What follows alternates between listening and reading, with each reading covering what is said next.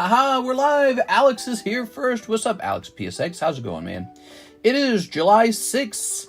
Technically, it is Saturday night going into Sunday morning, and the weekend's going by so fast. We are. Karis and I just had a day in. We didn't do much at all. We went grocery shopping. We played video games. And then we looked at houses. That's like every weekend for us these days. Very unexciting. Of course, nothing bad ever happens when you're just hanging around playing games. So, what should the stream title be? What do you guys think? Hot breaks.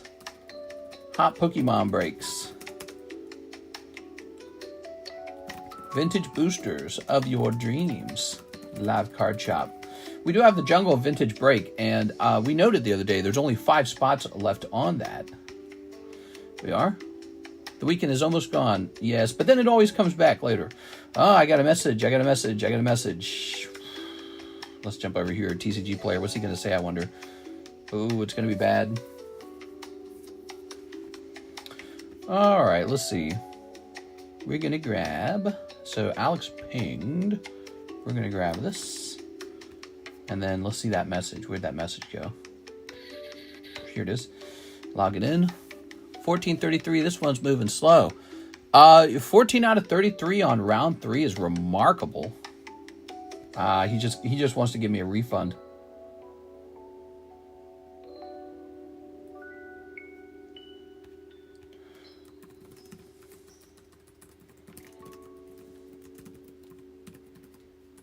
Let's see. What do you guys think I should do? Because the value of the cards are much higher than the value of the refund. Seller note, lost in transit.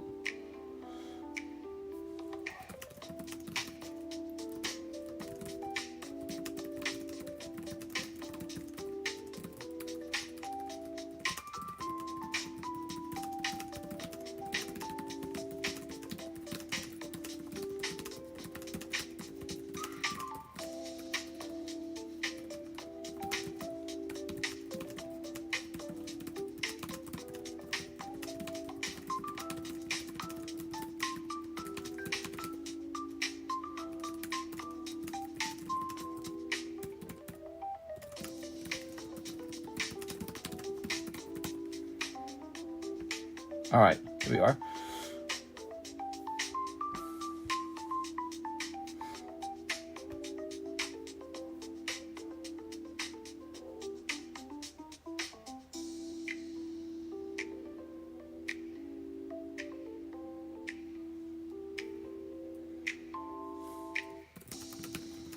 Sorry if I'm a little quiet.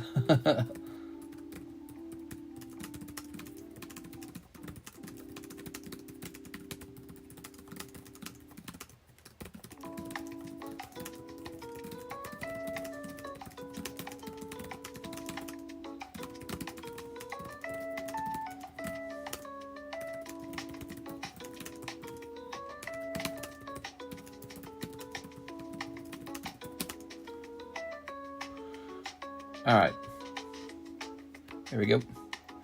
Yep, so the seller doesn't want to fulfill the order. He gave me a refund, of course. Not surprised. I told him that's not suitable. We want the boxes.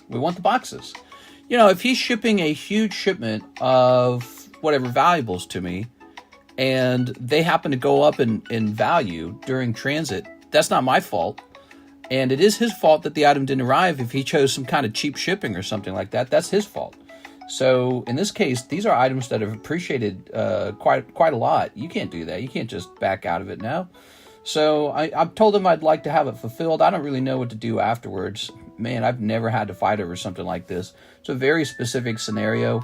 I'm going to pressure him. You know, that's what I should do. I'm going to pressure him. We'll see what happens. Yeah, that's not right, man. I know it's costly for him, but he knows and I know that what I lost is more valuable than the refund. And just because the items hadn't arrived to me doesn't mean that I'm not, you know, the property was mine when I paid for it. And so now he would rather refund than actually have to replace it because it would cost him way more to refund it, or to replace it, that is. Yeah, that's not right, man. I'm so disappointed with that. Fight for your right. If not, take whatever compensation you're able to. Yeah, so he probably doesn't want it. He certainly could replace the product. He would lose money replacing it, but he certainly could replace it. He probably would rather sell his remaining boxes for a much higher value if he has any left, or he doesn't want to have to buy new ones to replace it. But I will escalate the case. He's got to replace those. He can't just avoid it with a refund. That is such a jerk move. I even told him that. I told him beforehand, we're not interested in a refund. We're only interested in having the product refunded. Or I'm sorry, I'm tripping over my words because I'm getting ready to. I'm playing on the computer at the same time that I'm talking. So I told him we don't want the refund. We want only the product replaced. So he already knew that, and he went ahead and refunded it anyways. Yeah, that's man, that is so much BS. God, dude. It's not my fault they went up in value. Here it is. And he could do two things. He could refund it, or he could give me a replacement. He knows he saves money on the refund. The right thing to do would do the replacement. It's crazy. He doesn't want to be responsible for that. I don't know how, let's say, a third-party arbitrator would look at the scenario, but if I've already made the payment and the shipping failed to get to me because of his method of shipment, I feel it's on him to replace them. We are? All right. Someone got a Kokobo. Fight for your right. What's up? Hey, what's up, Six? All right, I'm having a sip.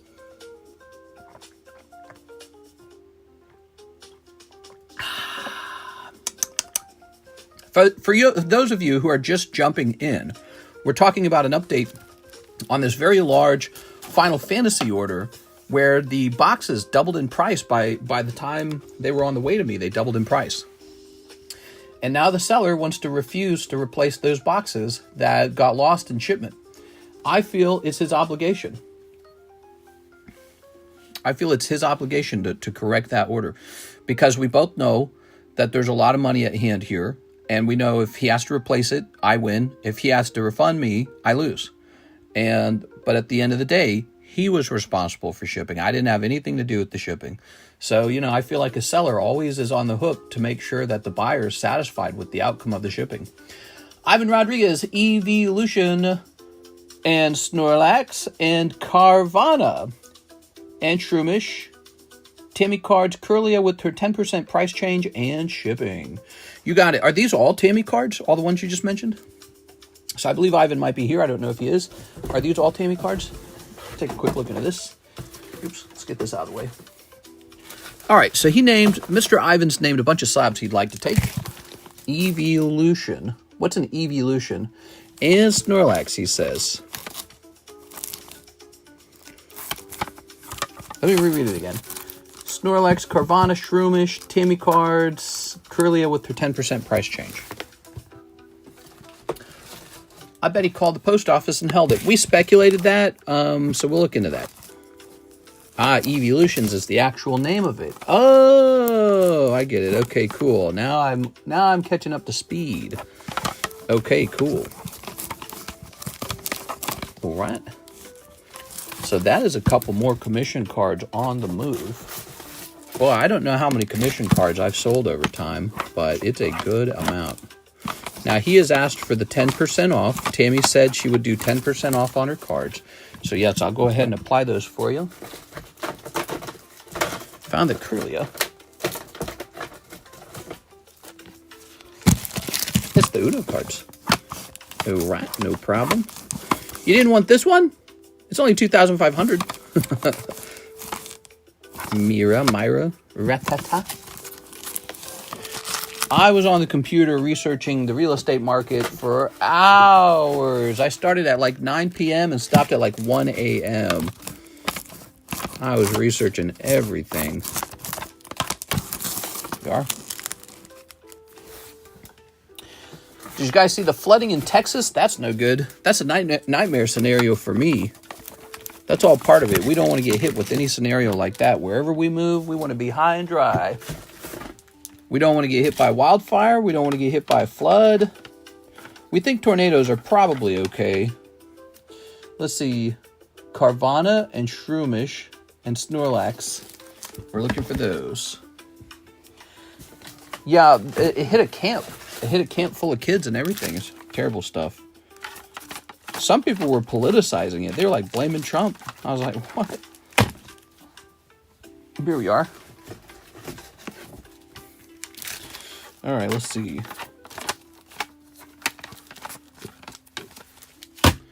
So natural disasters aren't exclusive to one president. Ooh, are these it? Let's see. I was learning a bit more about that bill, the one that just passed, and somebody mentioned that it was going to close all of these rural hospitals. But I'm wondering if they read it backwards. It gives a whole bunch of money to rural hospitals. That's what it does. It gives a whole bunch of money, $50 billion, to rural hospitals. Let's see. That's why I read it anyways. Okay, so some of them are not in here. The Carvana, the Shroomish. The Carvana and the Shroomish are not in here, so they must be separate, right? People didn't even have time to react. Unless you got a door knock, you're good as dead. Whew. All right, let's see. Any Final Fantasy Sarah cards from Tammy? No, but if you like Final Fantasy Sarah, try opening up Hidden Trials. That set has a Sarah character in it, a full art Sarah. So that's a good one for that particular card. It's a good set for a Sarah. I don't know what other set. Look, here's a Lightning card if you want that, 425 Lightning. That card might go up in value over time as a result of the big success for Final Fantasy cards. All right, still looking at these carefully. Carvana and Shroomish, huh? So that's not a commission card, is that right? Those would be in the regular channel? Yeah. Floods are a serious thing, huh? We don't deal with as many floods in Lake of the Ozarks, but it is possible. But out here in Lake of the Ozarks, it's a dam, so if they ever want to, they can release more water. Problem is, if they do that, they might cause a flood somewhere else for someone else. So they have to make like a decision on that kind of stuff. But we never have to be flooded. They can open the floodgates, so to speak, and let all the water through. This place did flood one time years ago. Wasn't too bad, apparently. But as a result, Karis and I pay flood insurance. It's $4,000 a year. Ah, the joys of lake life. Sorry. $4,000 a year to have access to a murky lake. All right, let's see. Nothing? And... okay, we got these, we got this, we got this, we got this. Cool.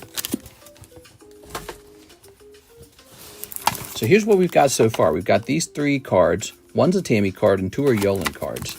Next, we're going to start looking for... oh, there is the red guy. Next, we're going to start looking for... what is it? The Shroomish and the Carvana. Let's go looking for them. All right. We got an awful lot of slabs, so Ivan likes to go shopping in the shop channels, and then I have to spend like 50 minutes finding these, because I don't have any kind of way to organize them in a way that makes them fast to find. Look at that one. That's nice. Fun going through our slabs, though. Apparently, we got some slabs finished with tag grading. So those will be in probably, I don't know, end of next week or something. They haven't even shipped out yet, so it could be a little while. But the grades are in. Generally, the grades are pretty good. Ah, here's the Carvana. Good. Generally, the grades are pretty good, but a couple of them made me a little, annoyed. Actually, it looked like a couple regrades were in there, and they did not improve the grade, which shows you that tag grading's pretty tough. And but in order to know, I need to remember what the old grades were. I don't know what they were. There you go. Here's... we have to pay for water, which is a given right to have. Oh, that's not crazy at all. That's pretty normal. That's not crazy at all. They treat the water. They treat the water. If they didn't treat the water, you'd be drinking filthy water. So, that's not for free. Somebody actually goes out and does that work. He wants to have a living too. He's part of society, so he deserves to get paid. Water utilities, they're not making billions. They're not rolling in you know, Mercedes-Benz or anything. Well, I don't know. Maybe they get paid well for certain cities. But out here in Missouri, I don't think they're being overpaid. Yeah, you want your water pumped into your house from a water tower? That costs money. You think that's for free? You think that just happens like magic? No, somebody has to make that happen. They have to build the water tower, and then they have to maintain it. And it costs electricity to run. So, you know, you're getting what you're paid for. Half the cities in the U.S., the pipes are leaking metals. So that might be true, actually. Some cities might have really dated infrastructure, and there could be trace amount of chemicals making it in as a result. Yes. So if you would like to increase taxes to pay for better infrastructure, then maybe you should do that. There you are. You actually have to pay more. Let's see.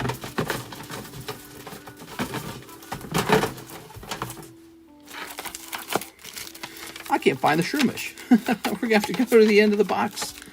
Oh my gosh. We're going to have to go to the very end of the box.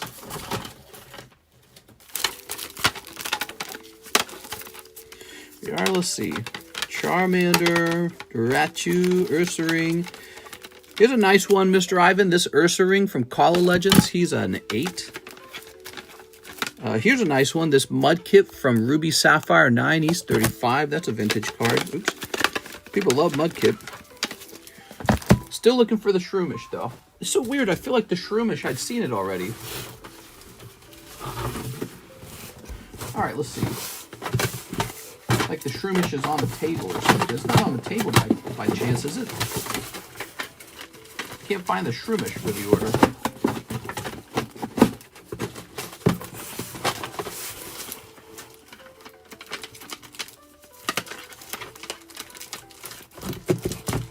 Hey, what's up, Jay?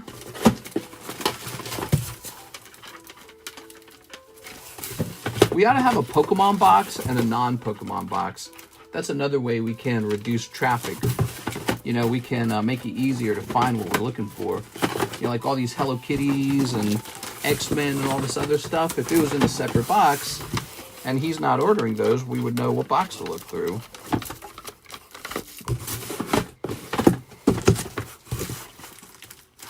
Still not seeing it. Okay, so Shroomish is definitely not in this box. It has to be on the table or it's already sold. One or the other. All right, so let's start pouring these back in. That's a lot of slabs. Mister only has lightning from me. That's right, I only have lightning from her. Nah, I got more than lightning. I also have snow cloud. I have a thunderstorm. Okay. All right. Pouring these back in. So, Mr. Ivan, your orders are always fun. Hunting for the ghost Shroomish. Let's see if it's on the table. Could be on the table.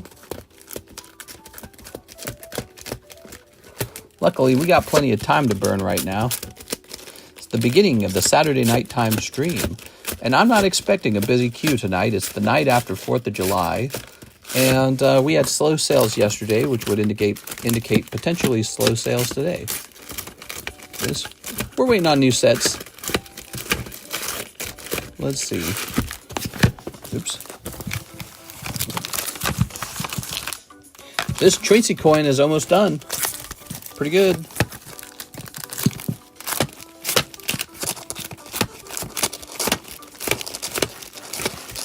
So weird. I felt like I just saw the Shroomish recently.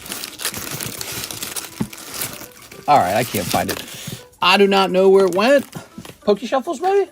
Last chance. Could be in the Pokey Shuffles.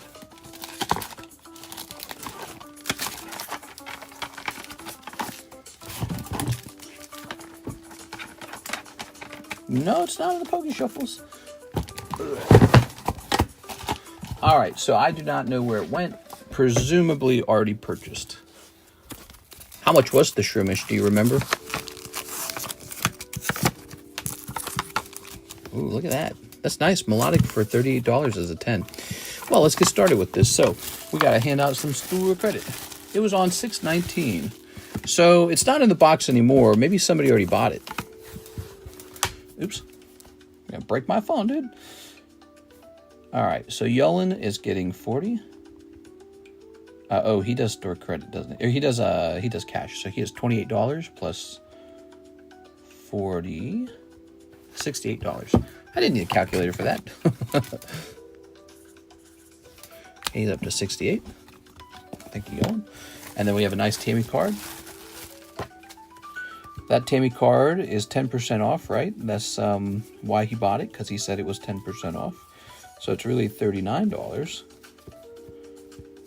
Where's the Tammy card? Tammy, did we use up all your store credit? Is that what we did? Why don't I see the Tammy card? Wait, is it already out? Okay, it's already out. Ah, there it is. Okay, I found it. Have no fear, we found it. Okay. There we go. Very nice. I didn't think you did, Tammy. It didn't feel like you did. So it's about 31.4. We'll give you a 0.5. So plus 75. So you had 106.5. 106.5. Good. Sometimes we round up, sometimes we round down. There we go. I like to use whole numbers mostly. Just make things easier to track. Okay, so these are for you, Mr. Ivan. And it was $20. All right, so you got $20.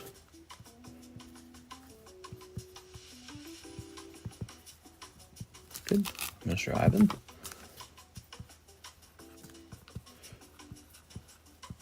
Are we still zoomed out? You know, it's interesting about those cards from Yolan. He gave those to me a long time ago, over a year ago, because he wanted to sell them to me, but I didn't know he was trying to sell them to me, and so when they arrived, I was like, I'm sorry, I'm not looking to buy these. And they arrived from an international location, so he's international. So it was really expensive to get them over to me. And so they sat here in the United States for like well over a year, I believe. And I almost wondered if he forgot about them. But when we started doing our commission sales, I said, oh, let me go grab those Yolan cards and put them up for commission for him. And there you go. So now he's getting paid out on those. It took a while, but he's getting paid out. It's a nice thing. Am I deaf or is nobody here talking? All right. So what we are missing is $20 for you. I'll take the slab on the left. This iron bundle, yeah, he's actually a master ball. All right, iron bundle is sold. He's from the July slabs as well. Okay. Iron bundle.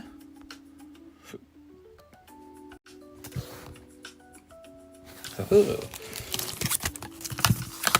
Like that melodic. That melodic probably needs to go right up into the Pokey Shuffle because the Pokey Shuffle is slim right now, man. Ivan, I don't know what kind of box you need. Let's go ahead and close the shipping software right now. I'm going to get you... Do you got a lot of cards this time, Ivan? You got a lot of slabs? I don't remember. All right. How you guys doing tonight? Whoa, we're up to 81 viewers. It's only been 24 minutes. That's pretty good for the first 21 minutes, 81 viewers. How's it going tonight, guys? I took a lot of shuffles. Janice did take a lot of shuffles, by the way. You absolutely did that. Okay, he says, I think I do. Got a lot. Okay. So, Ivan, I think what we'll do is we'll print off a more expensive kind of label for you to help that label get on its way. Oops, come on now. There we go. And, oop, all right. Turn this volume down a little bit. Yeah, transport truck for Ivan. Ivan's put together a very large collection without having to spend a whole lot of money. So it's kind of interesting. It's definitely a type of collecting. I've always wondered why there isn't like a guy out there who buys nothing but 9s all day long, you know, but maybe there is. Okay, well, this will just go to Alexis, and she will recognize your name by now, I'm sure. So she'll know what's going on here. Oh, we left this. So yesterday we were showing off the poker cards at the end of the stream. Were you guys here for that? And I didn't open this one, and I should have. There it is.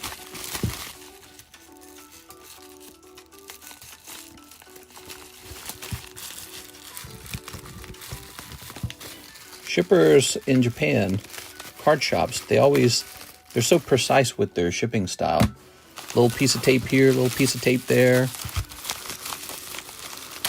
It's like a little arts and crafts thing for them. I'm more like a barbarian when I ship.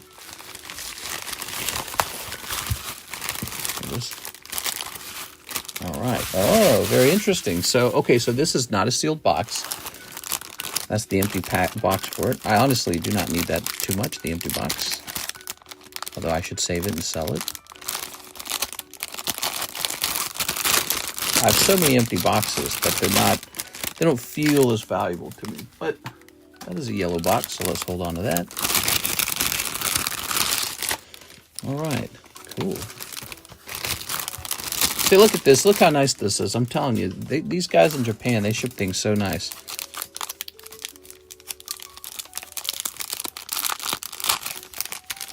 They got these little baggies always. These little baggies. I don't know where they supply them from. They must have like a baggie supply guy. What kind of sleeve do they use? That's a stiff sleeve? Okay.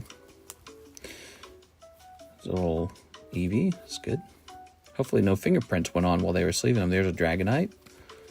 There's a Gary. So most of these will be sent off to PSA at some point. Unless they don't look very good. Which point they go into a box that I have in my closet of ones that should be sold as folder collector items.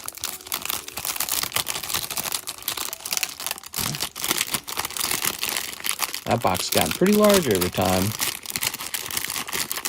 I don't mind holding on to them either, you know, so like I don't rush to liquidate anything. My last auction, I bought a lot of SV alt arts for under raw price because they were 9s. Look at that. Unfortunately, that one looks like it's having an issue, so that's too bad. Ah, look at that Pikachu, man. Look at that Gyarados. Gyarados is a rotating card in this set. Did you know that? So we can open up a lot of decks and never pull Gyarados out of it. So that would be a nice 10 if it could grade 10. Man, I'd love that. But we're coming up on a very important number. Number 4. Oh, it's a Moltres deck. So is there a Gengar in the deck? Oh, it's a Venusaur, Snorlax, Dragonite. So Gengar. There he is. It's a Gengar deck. All right. So now we know. All right. So, it makes me question, because the Venusaur was in the deck with the Gengar, which makes... See, Gengar is a real symbol of the rotation of the decks. And this time it was Gengar Venusaur. So I'm wondering if... I've never seen Gengar Charizard ever. I've never seen Gengar Charizard ever. It just doesn't happen. And I don't understand. I don't know how many different types of decks there are. But there's a Blastoise deck too. And then there's a Charizard deck, and that never contains the Gengar. As far as I can tell. Alright, how cool is that, guys?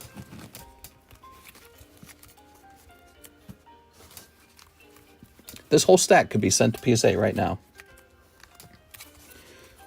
It would be nice if PSA did some kind of price drop on their grading so I could send a whole bunch of stuff in, but no, they're not going to do that probably for a long time. The Pokemon hobby is really hot right now. Pokemon hobby is insane right now. So I don't think they're about to do that. I don't think there's a chance of it. Okay.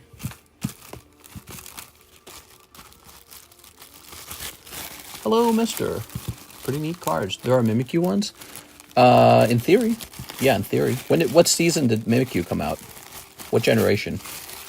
Was he black and white? No, he wasn't black and white. He was Sun and Moon, wasn't he? There is a Sun and Moon deck. Yeah, he might be in the Sun and Moon deck. You know, I don't run into the Sun and Moon deck very often. All right, so this shall say, grade these. All right. So this is a big gamble for me. I likely paid hundreds of dollars for this, and the quality of the cards, which is very important for grading, the quality might not be up to par to get any 10s. The whole box might be 9s. Okay, so it's just a pure gamble when you buy those, because often the seller doesn't want to talk about whether they'll grade 10, and it's not polite to ask. They'll say, don't buy these if you're grading these. All right, so we've got Nathan Gordon to the Umbreon Slab Away, $40. Thank you, Mr. Nathan. Let's jump over here. Okay, Nathan Gordon. PSA is entering comic grading market, and they're priced higher than CGC and CBCS. Lol, they ain't dropping prices. Yeah, I don't think they are. I think they're seen as sort of like the winners right now for grading. Okay, so it's Nathan Gordon. This goes down to 110. I'm getting my grades back from Tag soon. I mentioned that earlier. Tag finished my submission, a real old one. So it's not one, I don't think any of your guys' cards are in this one. It's just one of mine. And it took them almost 3 months to do it. So their wait time is horrendous now. Tag grading is very slow. And however, I'm excited to get it back. Michael, he just sent me a message and it said SHIT out my bag. He meant ship out my bag, but he said something else by accident. That's funny, dude. All right, Nathan Gordon. I was like, what am I reading? Here's Joseph. Ooh, I can't remember how to say your last name. Gioia or something like that. All right, Joseph G. 1 South Park. You got it. Let's see. Is it Joya? Maybe it's Joya. 1 South Park.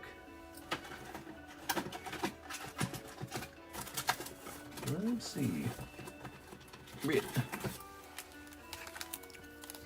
Any progress on BGS? Well, I don't know. Last time we checked, BGS has a February submission of ours, which is like stuck or something. I don't know. It's like stuck. And then it's got another one that should be pretty close. I don't know if people are in that February submission. Let's see. February says active, not shipped. Let's click on it.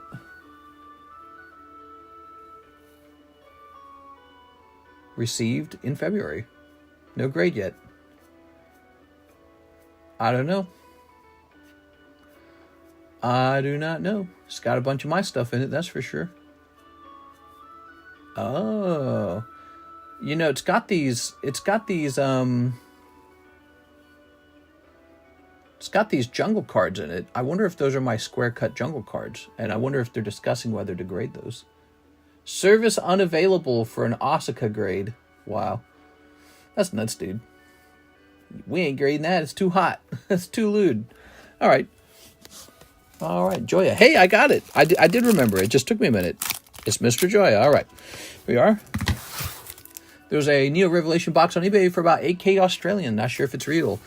Oh, my God. That's definitely fake. A Neo Rev box for 8K? That's fake as hell, dude.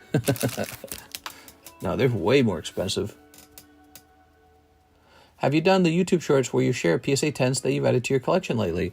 No, I haven't posted any YouTube shorts lately. It's sort of like, first of all, I've been playing a game with my wife, so that eats up some extra time. But also, I'm just kind of curious what the views are like if I'm not contributing at all. It's kind of like a chance to measure the performance of, like, let's say the shorts Mike Side's posting right now. And so we like to check on that from time to time just to see how things are going. It's really hard to measure that, by the way, if I'm posting and he's posting at the same time. So we like to see roughly the outcome of the videos when there's nothing special going on and, you know, when I'm not helping or anything like that. It helps me understand the cost per view. Here it is. Ooh, or cost per subscribe is another metric. Here it is. All right. Trying to get more videos out, by the way. We got a second YouTube channel, I mean, called Cardconomist Clips. If you haven't subscribed to that, try subscribing to that. Cardconomist Clips. And then we have a second TikTok channel now that Mike Side has full access to. So hopefully he is able to post there soon. However, TikTok is not sharing those videos. So when he uploads, they're getting 0 views. TikTok must think it's a fake account or a spam account or it's shadow banned. I don't know. Too new. Maybe didn't like that it noticed he logged in from a different place than where I created the channel from. So I don't know what it is, but yeah, hopefully they allow it to be used soon. Analytics put all the view together. People are bidding on it, though. Oh, it's in bid. You're saying it's on auction from Australia at 8,000 so far. All right, look at these South Park cards, man. I love this one with Chef and the kids. Here's Mr. Garrison. He's a fun character. Wonder what they do with the new season of South Park. That's coming out real soon. There's Weight Gain and Chef again. For Joseph. Thank you, Joseph. It's a great set, by the way. Wonder if those have gone up in price yet, the South Park cards. I mean, we got a new season coming out, so there should be a little bit of interest in those cards. All right, let's see. Haha. Oh, square cut cards box. Cool. Analytics puts all the views together. Yeah, it pulls all our views together, so it's really hard to measure, you know, like a weekly output. And it's important, you know, it's important to do that kind of stuff, see how we're doing, just to sort of check up that kind of stuff. We are. Talk about future ideas. We are. I was telling Mike Side, I want to see more Pokemon news posted to the channel, and that he has my permission to like make a video style where I'm not doing the voiceover. Maybe the voiceover is like a robot, like AI voice. But I'd love to see some Pokemon news getting uploaded as shorts. Also, maybe like, you know, Pokemon public freakouts, that kind of stuff. Sort of reporting on crazy moments in the hobby, like huge lines of people, stuff like that. So I like that kind of content, and I wish we had that more often. But, you know, he focuses really hard on picking out the good spots from the live stream. He likes to pick out the best content from the live stream. So he's pretty proficient with that. And we want to get him maybe a little proficient with some new stuff, some new ideas, and experiment. I'm all about the experimentation. We're in the experiment phase because I want to see, you know, I'm all about improvement in the long run. Look at that. It's all about improving.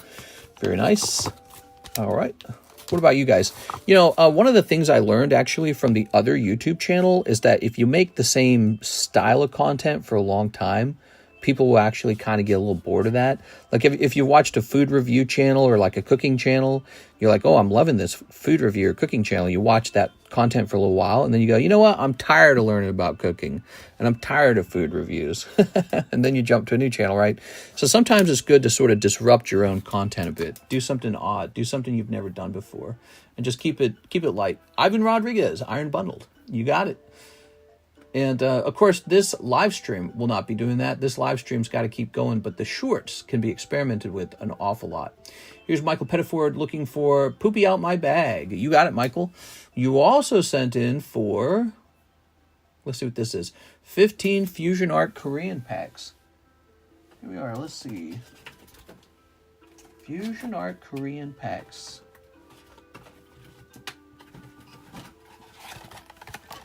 Primals! Hey, what's up, Eric? Oh, no. How's Liver King doing? Last time I heard him say something that almost sounded like extortion. He said something like, oh, pay me $10 million and all this can go away or something like that. Didn't he say that? That's extortion, isn't it? That's illegal.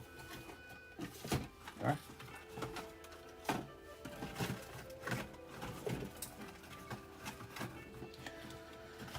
All right. Okay, fresh box. I'll be right back. You should do dance video shorts. I can't find the Cardconomist Clips new channel. I can post a link to it in the Discord server in a minute, okay? We'll do that in a minute. Let me go ahead and toss this box away.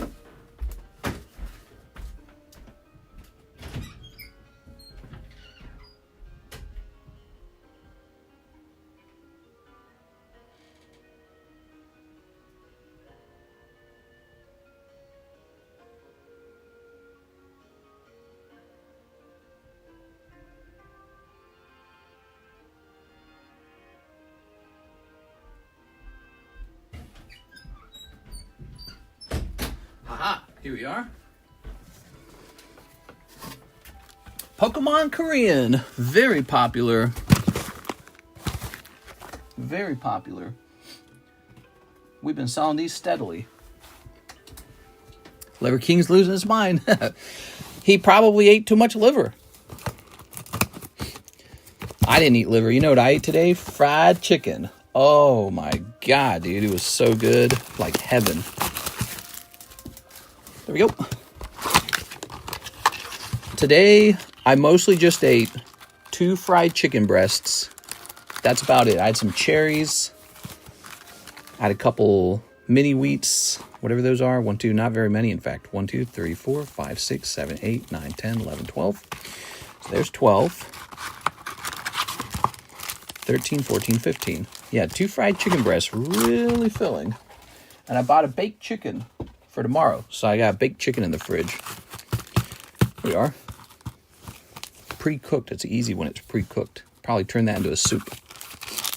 Fried chicken's always good. No sardines? No sardines today. Here we are. Yeah, I actually have to restock my sardines. Here we are. All right. I ought to put them on like a schedule. Yeah, Liver King's definitely losing his mind. That or he's pretending to. All right. Okay. So if you guys are looking for the Cardconomist channel, what I'll do is I'll post a link to it in the Discord server, and you can find it from there and subscribe, because I told Mike Side I really want extra content going to that channel, unique content that we don't post to the main channel. The reason for that is because YouTube limits the number of times we can ping. We can only ping so many times. And I'm looking to make more content than 1 video per day. I'm thinking 2 videos per day. 1 of the main channel, 1 of the second channel, and then double uploaded to TikTok. I got to get Instagram locked into that too. So we need to make an extra Instagram channel so that there's a whole triple thing going. Fur alligator. Backyard economist. The whole U.S. legal system is a type of extortion. I don't know if I fully agree with that. I mean, maybe you can feel that way. I don't know. But usually the laws are written to be, like, reasonable, right? All right, there we go. Very nice. All right. I'm sure the lawyers do not want lawsuits going away, though. Those guys would be out of work. All right. Ow. I stabbed my finger. So that's for Michael Pettiford. Let's find your bag, Michael. Michael, feel free to add more stuff to your bag. Even though it's shipping out, I'll add a little extra weight to it so that if you decide to get more, you can get more. You can live to 100 if you eat fried chicken every day. I don't know about that. Fried chicken's a dessert food now. Fried chicken's an extra food. Yeah, what did I eat today? I ate 2 dried apricots, a big handful of cherries. I ate some cereal. It's like frosted mini wheats. And then I ate 2 chicken breasts. They were fried chicken breasts, and they were real, real good. That's what a day of food looks like for me these days. Here we are. Not really supposed to eat fried chicken. It's not great for you. Why does it do this? There it goes. Anytime you try to change the service type, it tries to automatically scroll down. It's crazy, dude. So is there a tab button on the left side of the computer, the right side of the computer? Just the left, huh? All right. That's a lot of food. You need to cut back. How do you make friends and find a girlfriend? I want to hear your honest take / advice, says Louis Sutton. Well, I don't know if I'm the best advice giver on those kind of subjects. When I was younger, I made friends in school, surprisingly, even as a homeschooler. There was a big homeschooler association, and the homeschool association was like a tight-knit group. So everyone thought, hey, we're homeschoolers, we're part of the same ideology. You know, we're not normal. Most societies at public school were a bit odd. So in that sense, you kind of already make friends if you're part of an odd group. So go join a cult. I guess that's the advice. Join a cult. You might say if you find something you're super passionate about politically or religiously, or maybe it has to do with education. I don't know. Go find something you're real passionate about and join a culty-like group, and people will be like, hey, I'm here, you're here, we have a shared interest. So I feel like that goes a long way, even as an adult, because at those homeschool group, the adults really connected with each other too. They'd say, I'm sending my kids here, you're sending your kids here, so we both think public school is terrible. So now we have something off the bat to agree on. So that's, maybe that's an idea. Alexis says cult. Alexis, no neighbor shouting and cussing you out this time? We are. Alexis came over. I didn't have the shipping ready for her. Womp womp. That's my fault, guys. I normally wake up and then gather all the shipping, but this time I forgot. If she's coming in on a Saturday, she comes in really early. And so she was coming in on a Saturday, so it needed to be done the night before, which is fine. I just do it the night before, but I forgot about that. So she came in, but no crazy neighbor this time, huh? What's the line look right? Oh, the line's short, Mr. Lance. Not a long line. The line is short. It's a Saturday night, but everyone, I'm pretty sure, is pooped out from 4th of July. We are? Okay, let's see. And we'll grab this. Here's Nathan Gordon. He says 20 Fusion Art Korean. That's the rest of it. You got it. All right. You can just ship the bag out. Just ate a blank ton of Jello. Oh, I've had that sugar-free Jello before as like a dessert replacement, and it's terrible. So I just don't eat it. 1, 2, 3, 4, 5, 6, 7, 8, 9, 10, 11, 12, 13, 14, 15, 16, 17. Oh my God, we got to get into the box. All right, good thing I brought 2 boxes in. Anyways, so Louis, I'd say if you could join a group that really shares something that you're very passionate about, you might be able to immediately make friends in that group because you're all having the same purpose, or you all have the same idea. So I think a lot of adults made their friends in church or in the synagogue or whatever thing you go to. I would bet that's where a lot of adults make friends. The other places work, obviously, although my work's pretty isolated. So I make friends with you guys, the audience, but we don't see each other very often. We got to change that. There was so Kirsten and I were home shopping, and there was this Wisconsin home. It was like an 11,000 square foot conference home. It was a Girl Scout cookies former conference building. Massive, very beautiful. Only $800,000. I was like, wait a second, I could use that. But I don't think we'll be doing that. It's just too crazy. It's just too harebrained. I just want a normal house. Okay, what do we get to? We got up to 17, right? 1, 2, 3, 4, 5, 6, 7, 8, 9, 10, 11, 12, 13, 14, 15, 16, 17. So we just need 3 of these. But that would be interesting. It was so massive, I immediately thought, whoa, we could almost host like a card party kind of thing. If I lived here, it'd be very easy. Could host a card party. We could have like party games and everything. There'd be so much room. Yeah, it was huge. It was like bigger than a restaurant. Really large building. Go look it up. You should be able to find it, actually, if you look it up. It's in Wisconsin. You can find it on Zillow. Oh, you can find it in our Discord server. I linked it in our Discord server. I stop by the stream periodically. Has business been slow lately since Pokemon has been crazy expensive lately? It was slower than around the time that we did the Fossil Box. Business was super crazy. Like, it wasn't just Brett Love buying out that box. It was Jonathan Cham buying out a lot of Weiss. LaFlame was getting involved. There were a couple guys going real deep around that time period, all at the same time. And so we had some really, really crazy sales figures. And then after the Fossil Box, I'd say it slowed down. And it typically does slow down around July anyways. But yeah, it's been a little slower. But you know what? We stay busy the whole stream most of the time. So it's not too bad at all. And I don't actually mind it when it slows down. I think it would bother me if it slowed down permanently. But we're probably just one hot set away from things speeding up again. Because think, Rocket's gone. Rocket's done. You know, the Gloria Team Rocket, that time period's over. We're just looking for the new thing now. The new crazy thing. And we'll find out what it is. We're going to get that XY set now. So we had the black and white set. That one did okay. We're getting the XY set. I think it'll just do okay. We're waiting for something real crazy to come out. And that'll probably cause a surge in sales and interest, both in Japanese and then in English and then in Korean. Right? Like right now, one of our biggest sellers, even though we haven't sold any in a day or two, is this one right here. This one right here, $1.70 a pack, Glory of Team Rocket Korean, doing very well for us. And we sold a ton of this. So, you know, Japanese, English, Korean sales, those are the trio. That's the combination. Also, we haven't had a slab submission come back in a little while, but that's about to change. We're about to get some back pretty soon. So that always speeds things up a little bit too. Ooh, Chandelure. Let's see, you have to do stereotypical girl activities, hang out at a coffee shop, play pickleball, go to Barnes and Nobles. Oh, you're talking about running into girls. Your neighbor was nowhere to be found. He might be too scared to, now that my husband damn near gave him a heart attack.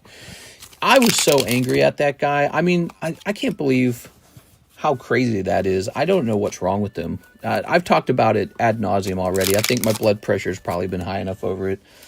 He won't talk to me. I walked up and I rang his doorbell. Didn't answer the door, so I just said, "Hey, you need to talk to me." And he never talked to me.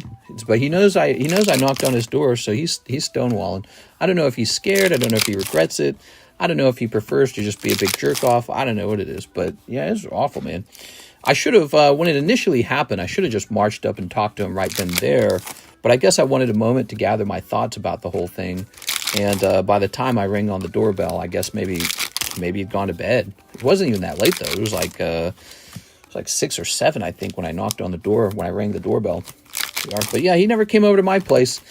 It just makes no sense. He's going to shout at you over some stupid road dispute, and you don't even know about the road dispute. I knew about it. It was an ongoing issue from, well, not ongoing, but it was an issue from like a full year ago, by the way. Yeah, let's see. When did he last text me about it? Let me tell you his and mine last text together. He texted, let's see, we're going to go back up here. Maybe his phone doesn't work. I don't know. October of 2024 was our last text together. And so July 2025, he comes back. Wait, was that actually 2024 or was that 2023? I'm curious. No, it had to have been 2024. I'm sure it was. So he comes back all this time later to what? Abuse you? It just doesn't make any sense. He can just talk to me. I'm like right there in my home. He knows that. He has to know that because we don't go anywhere. Our car's parked in the driveway all the time. We are. So, yeah, he just yell at you instead. I don't know. Crazy. You're probably easier to yell at. You're going to yell at me. What am I going to do? Burp. Here we are. Oh, yeah, you want me to pay for your stupid blacktop. That sounds pretty interesting. So, he can abuse you. It's so sad. Here we are. Wash your hands after touching a psycho doorbell. What do you think of the Chinese sword and shield altarts, Evolution and Lugia Giratina? You can hurt me, our friend Sutton. Let's see. I was looking at tag, but they seem difficult to use. SGC still seems easiest. All right, let me go put this over here. So anyways, yeah, he sucks. He sucks. I don't know what to do about him. I looked up a whole bunch of stuff that night. I looked up like zoning laws to make sure that we were okay to operate a small business because I thought he might come after the small business. And AI said you have to get a business license. And then so that's exactly what I started to do. I called up the Camdenton business license and they said, all right, where are you located? They took my address and they said, you don't need a business license for that address. You're just outside of the city of Camdenton. And we're like, oh. So that was it. They're like, you don't need a business license. And also the zoning does say we are allowed to host a small business. So he can't do anything. So yeah, it was really annoying, man. And he's been quiet. He hasn't texted me back. He hasn't called me back. He didn't come to my home. He didn't do anything. He's watching right now. Who knows? Maybe he is watching. I don't know. Maybe he looked me up on the internet. I've got no clue. But it wasn't right. It was not right. He has to apologize or something. That's how I feel about it. He ought to apologize. I told him he should apologize, and I'll pay for a portion of the blacktop that I didn't want. He wanted it, and I didn't. We are. All right. Not right, man. All right. I am here for the free cards. Scarecrow's here. He's finally here. We were just waiting for you. Here's Omastar. But that's that subject. Louis was asking how to make friends and girlfriends. We are. Step number 1. Have you tried being very hot? That would be the first thing I would try. Just be really good looking. Girls tend to go for that. So especially if you're not over 6 foot, start there. Okay? Start there. You're going to have to sign up for that surgery where they break your legs and then make you taller. You guys know what I'm talking about? Anyone heard of that before? You're going to have to break your leg, okay?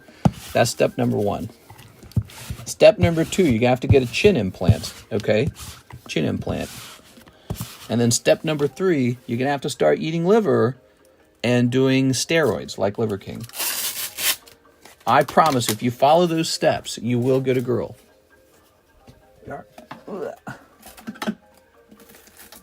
Oops.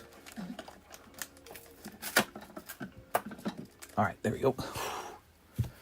Embody the alpha male. Mister will teach you. Welcome to my alpha male podcast. This is TCC. We're going to eat some steak off a cutting board. Step number 1, light up your cigars. Here's Justin French. He says 35 Korean Team Rocket and shipping. You got it. All right. How much is the blacktop? He wanted like $2,500. There's only a couple houses on the road, and there was a big pothole that was formed by his construction crew that drove on that road in order to build his home extension. He did a massive home extension, and it required all kinds of super heavy machinery. And as that occurred over the winter, the ground broke where they drove, exactly where they drove. It didn't just break, like all the dirt and all the grass was destroyed too. There's like a ledge that they created. And so as a result, the road needed a repair. And he said, you know what? We can repair it with this blacktop. I said, no, let's just fill in the pothole. The fill in the pothole costs $800 divided by 6 people. We can all chip in like $200. It'll be done. And he's, well, I got this guy, this contractor. He's going to do it real cheap. Only $2,500 each. No way, dude. Step 5, kidnap her dog. Step 3, be an alpha. We talking biological female, or are we talking femboys? Give the neighbor a few boxes of bulk. It will keep him busy for a few years. All right, but anyways, it was something like that. I actually don't remember the exact amount. I would have to go dig through our messages to remember the exact amount. I just remember it was a lot, dude. It was a lot. And I remember feeling like, why would we do that? Not just pay a couple hundred and fix the road rather than upgrade the road or like cosmetically upgrade it. We are? All right. But I know why he was doing it. It was because he wants his house to be so pretty. He wants his home to be so pretty. And that was on the list, I'm sure. That was on the list of things that have to happen for the house to become pretty. Okay, so this is Korean and this one is Japanese. The Japanese box is back here. Let's put these over here. And then we need one of these. My grandfather simply kidnapped his second wife, but that is rural Mexico. Hell yeah, dude. Grandpa knows what's up. Kidnap? I don't know about that, man. All right. Very nice. If my man can't kidnap me, I don't want him. There. You got to prove your manliness. There we go. Anyways, yeah, so that's that whole conversation. Getting a girlfriend in 2025, guys. What's the strategy for getting a girlfriend in 2025? I want to hear, are you a Chad? Are you a guy who's having excellent outcomes in the field of dating? What is your strategy? I want to hear some ideas from the audience. This is a Pokemon card audience, so naturally the level of Riz is much higher in this group, and you guys are definitely pussy slaying, so I assume everyone here is knee deep in pussy. So you guys talk to us about your best strategies. I want to hear it. Make $500K a year and be over 6 foot. Okay, earn a lot of money. Doesn't hurt to earn a lot of money, guys. So go sign up to be a software engineer, go be a business owner, go get into construction, go get a good paying career job. He's not wrong. That's a pretty classical answer. Actually, your grandma and grandpa would tell you that. You need a real career. And when you have a career, it just gets easier to get a girlfriend because you go, I got a stable income and I can buy a home. So if you got a stable income and you can buy a home, that goes a long way. And so whatever your career is, consider a career upgrade. It might come with a girlfriend later on. First step of getting a girlfriend, win the lotto. Step 2, marry her at her request. Step 3, she divorces you and takes the children and half of all your Pokemon cards. My count is over 130. I can get girls, I just don't want a wife. How do I eat kitty girls like that? Lurk and just get a crackhead girlfriend. Just lie to her and see you make a lot. Okay. I did not have trouble dating when I was younger. For me, I think it was probably because I spoke well. That's probably a big part of it. Of course, I wasn't so fat back then either. So if you are out of shape, go get in shape. I think that's by default, you have to be in shape. That's not sort of like, oh, it's going to get you a girlfriend. No, but what is going to happen is if you're real out of shape or if you're just kind of out of shape, I think that you're just ruled out right away. So I would say, number 1, if you're out of shape, go get in shape. So that's step number 1. The career thing is important. Have some kind of goal in mind.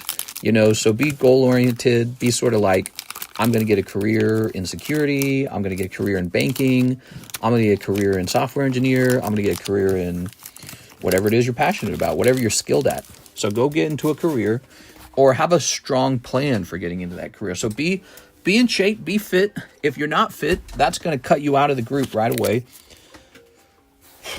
I'd say the third one is definitely you need to start meeting people, not just girls. You need to meet everyone, moms, dads, grandmas, because if you can make a lot of friends, they will actually introduce you to people. So I feel like that's a very important step that people don't talk about.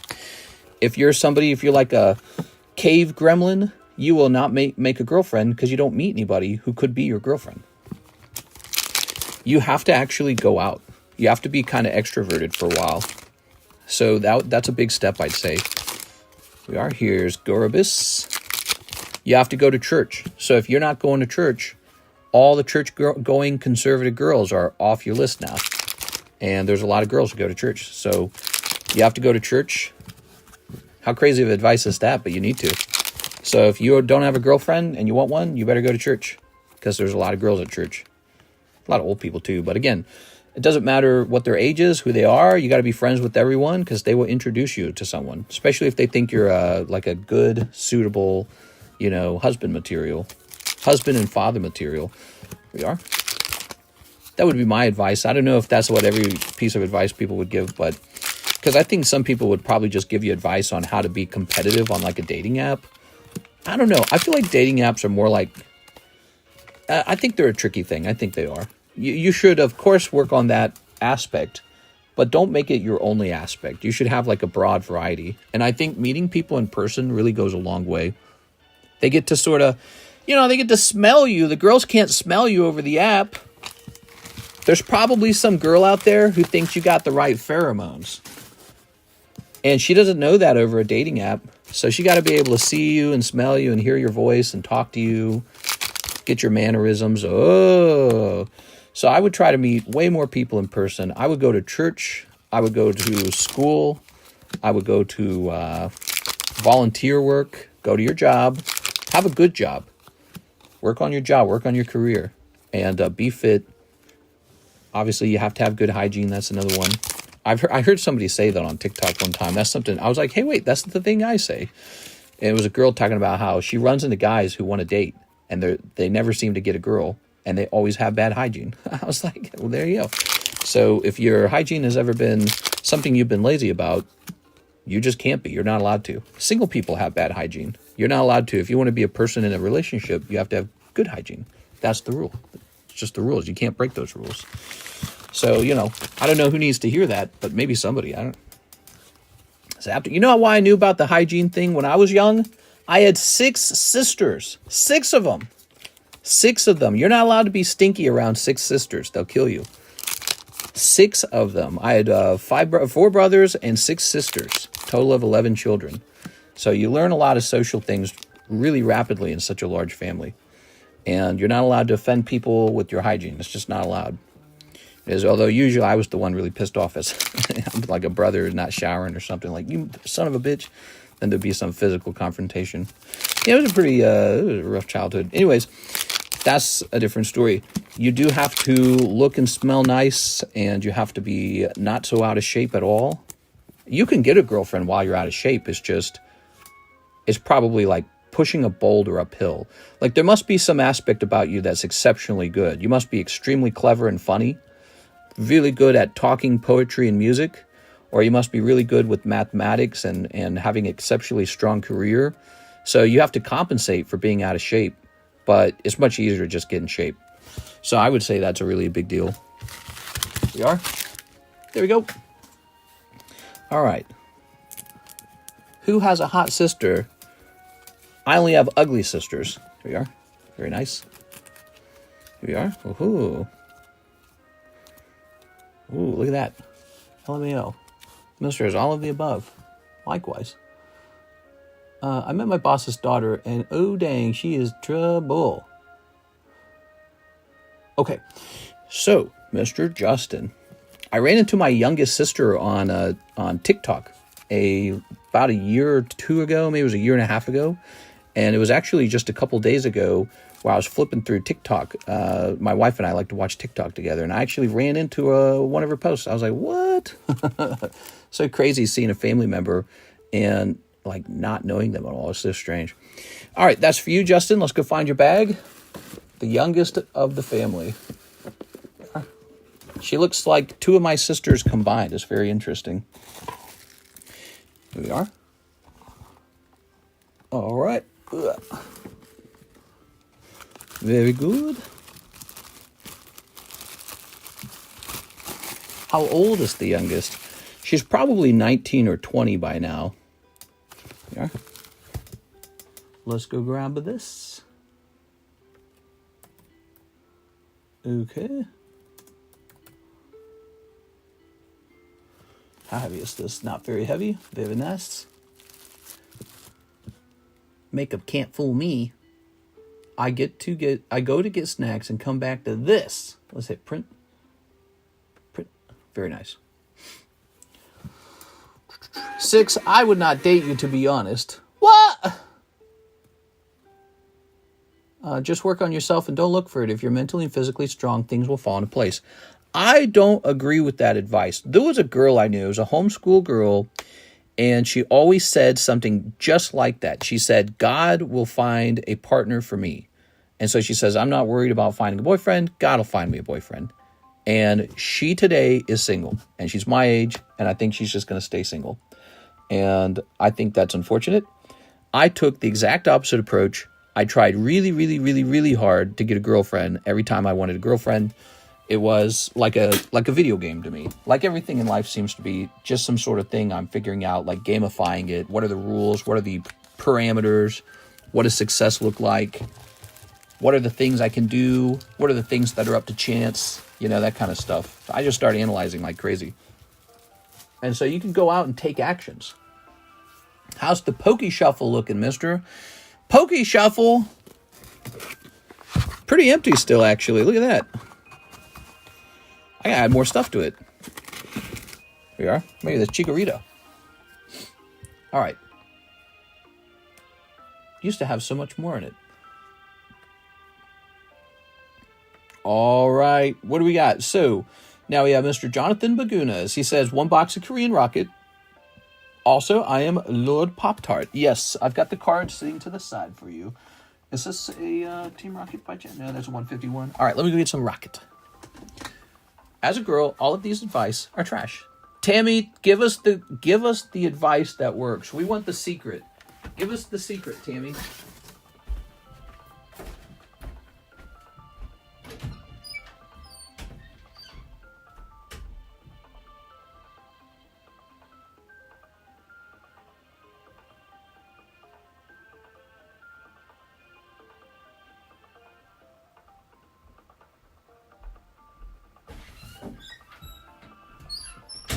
There we go. Aha! More Rocket. Team Rocket blasting off thrice. There we go. Okay. Let's see. I agree with Tammy. How many women are corn? Faith without action doesn't work. I think another thing that often worked for me is I was pretty good at kind of feeling when a girl had maybe a personality type that would mesh well with me to some degree. So I feel like you got to know who you are and then find somebody you kind of pair with and then just go approach them and be like, hey, come this way. You know what I mean? So if you meet a girl and you've got a personality that really does not mesh well with her, I almost feel like you can almost detect that in each other and you're just wasting your time talking to each other. There we are. Very nice. Okay. So look for somebody with the right personality type is maybe a piece of advice. There we are. I ran into Karis Ware at the chess club. Then I found out we're both in school for computer science. So it's not really a surprise. We kind of mesh well for the most part. Not always, but a lot of the time we do. And so that's a big deal, you know, because someone you're in a relationship with is someone you spend a lot of time with, you know, drive each other crazy. Right. Don't be too available, says Coinzilla. There you go. All right. I've never done that either, Coinzilla. If I find a girl and I like her and you can feel like a vibe that she likes you, I just say, come over, let's go have fun. Let's just get to it. The whole, like, be mysterious, be a challenge. Welcome to my Alpha Male podcast. You got to tell these bitches that they're worthless. All of that. I don't know about that. I think people are... it's not like there's an on-off switch that gets you what you want with girls.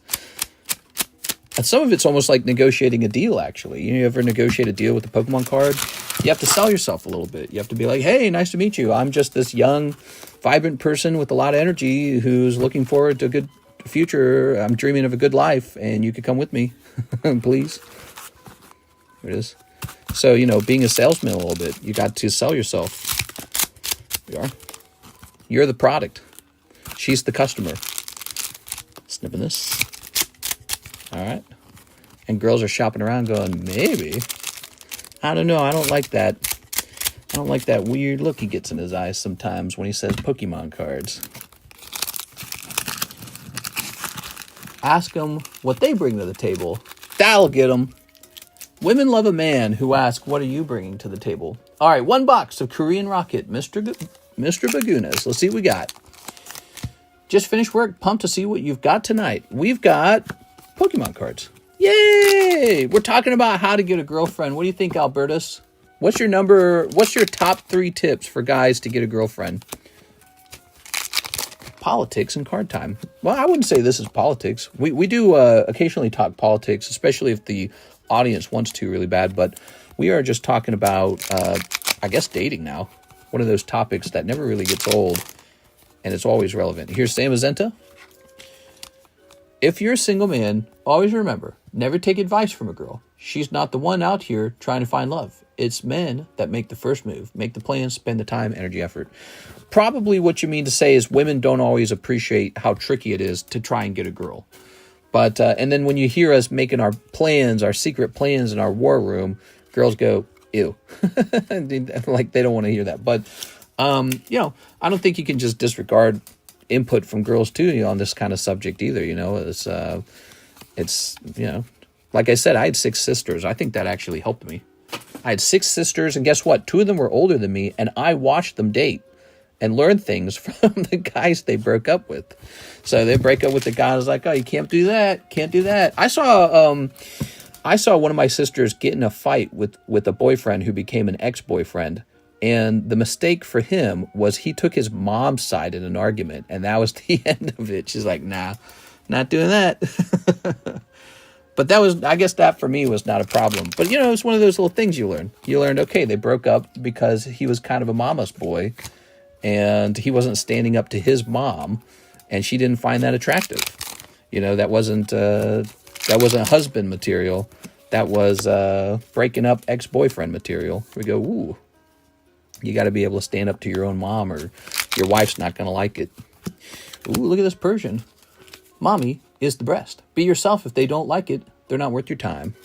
It is. Yeah, be yourself. That could be good advice for somebody who's pretending to be someone they're not. That could also be bad advice for somebody who needs to clean it up. So if they let's say you're this guy and you live in squalor and you don't want to get your teeth worked on at the dentist. You could, you just don't want to. And you don't dress well and you don't shower and you don't read, you don't educate yourself, you don't culture yourself. If all those are true about you, and then you just say, just be yourself. That guy might take that advice and never improve, and he's just not going to have a girlfriend. Girls sniff that stuff out and they go, I'm not staying with that guy. Some girls will, but you want a quality girlfriend. You don't want to be in a desperate situation with somebody with standards that are too low. If a girl has too low of standards, that's a mistake as well. It generally will be. You want a girl with high standards. Here we go. Ooh. All right, let's see.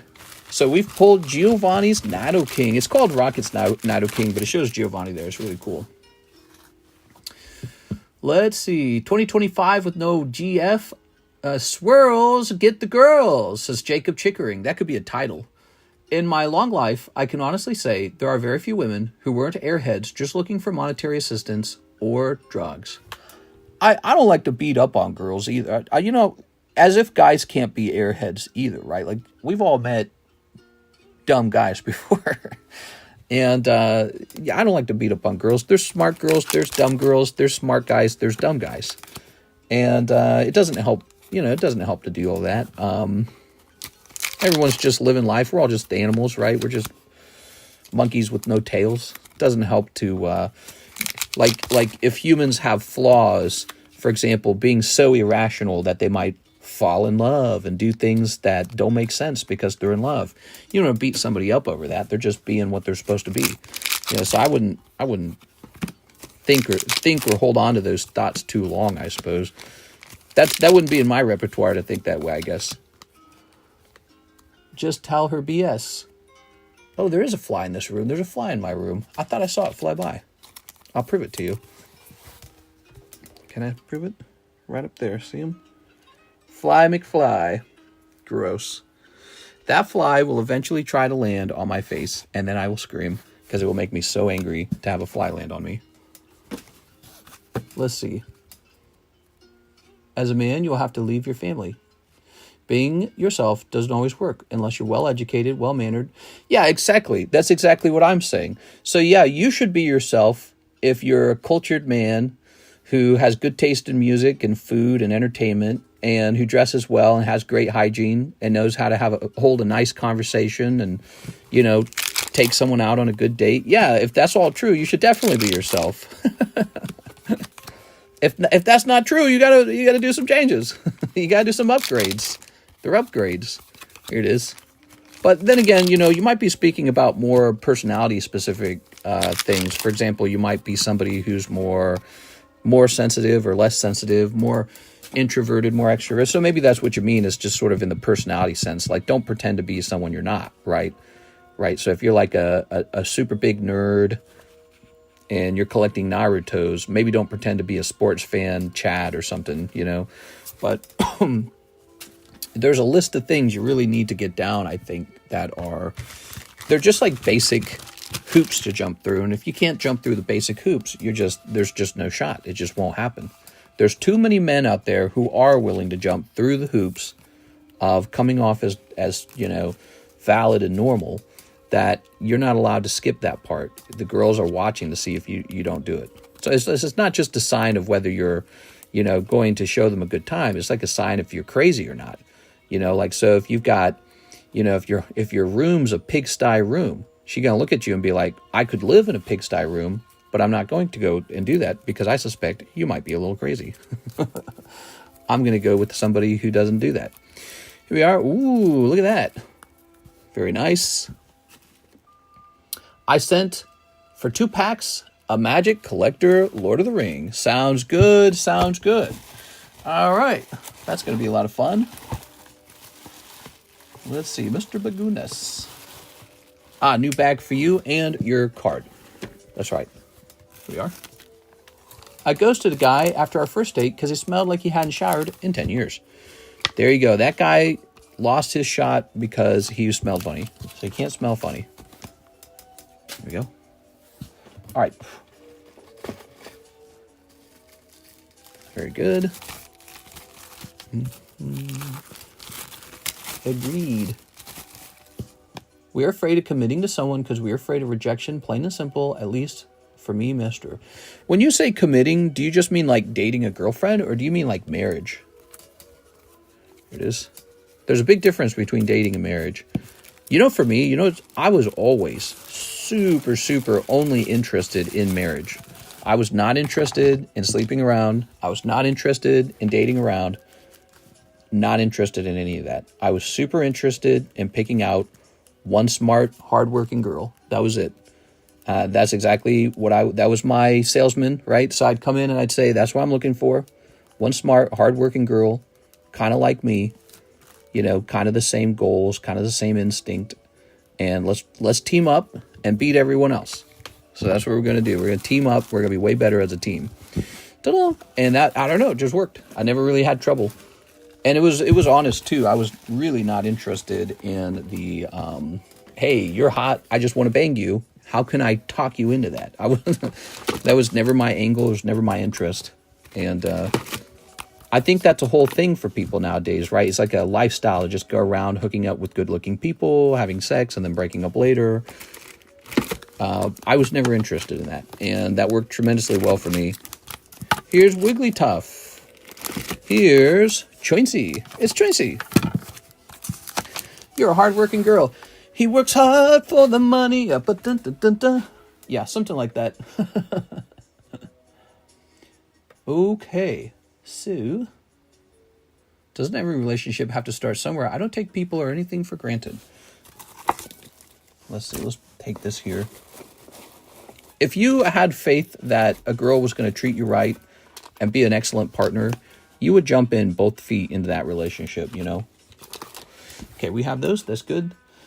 Christine, 4 packs of Rocket. And then again, if you knew a girl was going to ruin your life and be the worst mistake of your life, you would grab, older you would grab young you by the shoulders and shake you and say, get away from her! What are you doing?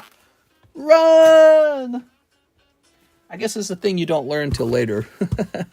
You kind of find out if it was a good or a bad decision later. So it's a gamble. It's a gamble. Okay, let's see. Very nice.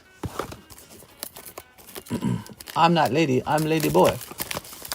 Was he Elon Musk? Don't use a blanky expensive wood perfume.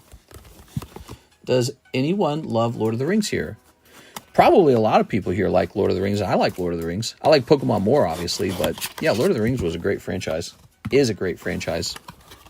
Was a great franchise. Doesn't Amazon own it or something? So 4 packs of these. 1, 2, 3, 4. There it is. All right.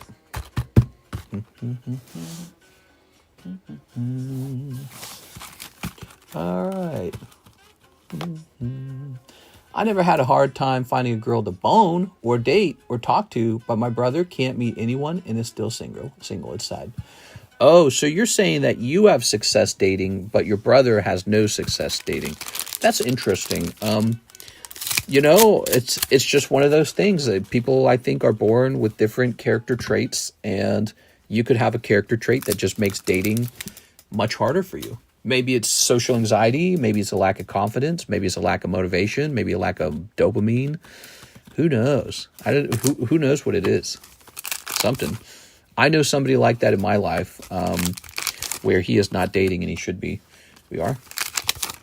All right. And cold. I prefer girls like my packs. Sealed. Sealed, you mean? There we are. Probably a lack of pokies. Okay. Ew, the flies flying around me is so gross.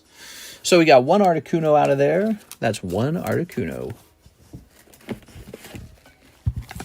Okay. We talked a lot about that kind of stuff. I'd say you really, a big thing for me that I always thought about is like, you need to put yourself in the proximity of lots and lots and lots of people. So I started going to like recreational centers at the college campus. I didn't have to do that. I did it on purpose. So they had like rec rooms where you could play like chess, you could play pool, you could play ping pong, and a lot of young people would hang out there, and I was hanging out there too, and I'd just walk up and introduce myself constantly. Didn't matter if you're a guy or girl. I'd introduce myself to everybody. And the larger your friend group is, the more sort of like social validation you get when you do meet a girl, especially if you're like hanging out with a group of friends and you appear to be having a good time with them and everything seems normal. That's like a big green flag for a girl who might be interested in you. She goes, oh, okay, this guy's not insane. If you're sitting in the corner with like a fedora on and like a black coat, you know, looking at your Pokemon cards, she's going to be like, that's the guy to stay away from. Found him. Right, there he is. So that's another thing, I suppose, because you do see that behavior, right? Like I would be in the rec room and there would be a guy. Oof, nasty fly, dude.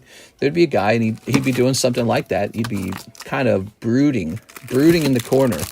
And it's just great if you like to brood, I guess. I don't know. It's not great for anything else, though. Here's Gligar. Look at that Gligar. Tips Fedora. Konnichiwa, y'all. Sorry I'm late, getting hammered by a tropical storm. No! If 40K made a card game, how many girls you can get on Card Party? I've got no idea. Son of Jeff. Yeah, if you can't get a date, you probably just don't own enough PSA 10s. That's true. Step number 1 to getting lots of girlfriends, you got to have more PSA 10s. That says 54. Let's go with 50. 1, 2, 3, 4, 5, 6, 7, 8, 9, 10. All right. Pop that there. Number 208. Ogre Pawn 10. And we'll do a sad face. You get the sad face when you pull Ogre Pawn. We also make a note that we mark this down to 50 so that I don't buy it back for the wrong amount if somebody tries to sell it to me. All right. Cool, cool, cool. Thanks so much for that. Let's see. I think I just thanked myself for putting that into a box. Next up, we've got 2 packs of Final Fantasy. By the way, who was it that said that? They were sending over the Final Fantasy. Mr. Lance. What's up, Lance? How's it going, man? So, we got your 2 packs. Let's see what's in it. Ready? Snip. All right. We have sold a lot of this.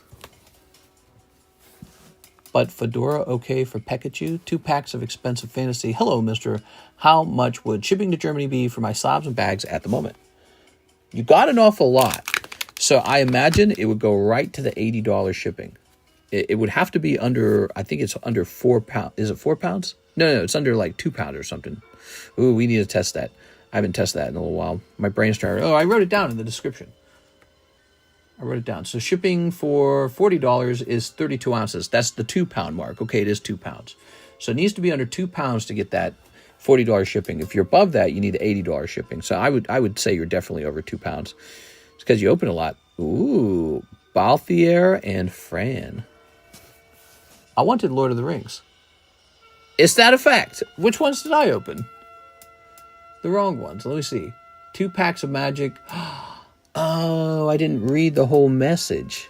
Oh, I'm so sorry. So what, are these for me then? These are for me, everybody. All right, does anyone else want these? Before this one will be for me. Does anyone want this one? Wild Rose Rebellion. The Falcon Airship. Edgar, No Gamaka. Setzer. Lunar Whale. Island. Fat Kokobo. Oh, I got a Fat Kokobo. Now you guys gotta be jealous. Sorry, everybody. Fat Kokobo goes to me.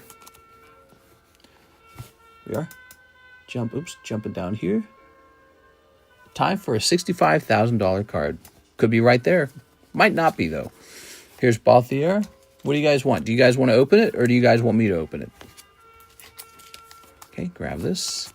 Here's the Lunar Whale. All right. Here's Setzer.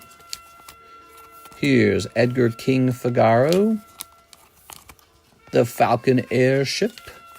Wild Rose Rebellion. That's interesting looking. All right. Hero. Oops. Very nice. Here's Quina, Esper, Opera Love Song, Demon, Ice Flan, You're Not Alone, and Gone Town of Ruin. Okay. All right. Nobody called this. I'm going to open it. I actually should open some of these so I have some to grade anyways. So might as well start somewhere. You ready? Here goes. Okay. So here's Hero. I don't know. It's a great pack. Wow, that was a really good pack. Holy dude. Nice Tifa. All right. No problem at all. Everything's good. All right. So I will just slide this in here, and Tifa will go right off. Hopefully she gets a 10. I think if she gets a 10, I make all the money back on both packs. Wow. What's that worth? I don't know. Probably not the most, but it's not bad either. It's gotta be decent. I was scared to flip it around. It's looking good on the back. Might be a 10. Okay, that's lucky. I also love this card. This one right here, The Search for the Frozen Esper. That's a fun card. Every time I see it, I think it looks cool. Okay. 115, that's not so bad. Yeah, if she happens to grade 10, then she'll probably be more like 200 to 300. And so all I need is one PSA 10 Tifa, and I'll be okay. Come on, Tifa. Conformer Shuriken. Hooyah. Size. The Water Crystal. Sin Spear's Punishment. And Island in the Sun. We'll go ahead and sleeve these up. Nice. Whew. I'm glad we pulled Tifa because there's so many worse cards that we could have pulled, and I feel like that's going to help me do okay in this situation. Conformer Shuriken. Going in the sleeve. Now, what do we get behind this card? Hopefully one more decent card. You ready? Let's see. Summon Esperama. We also have Zidane, Crystal Fragments, Lionheart, Thief Nice, Marlboro, Black Mage Rod. Okay, I'll give you a black rod. Let's go ahead and sleeve this up. And we'll sleeve this up. And we'll set these aside because I'm always looking for something to grade. And so now I got a little bit to grade. Put my names on these because I'll be like, how did I get these? I will probably quickly forget this moment. Okay. Cool. But I like these two. These look decent. All right. Set this over here. Ow. Okay.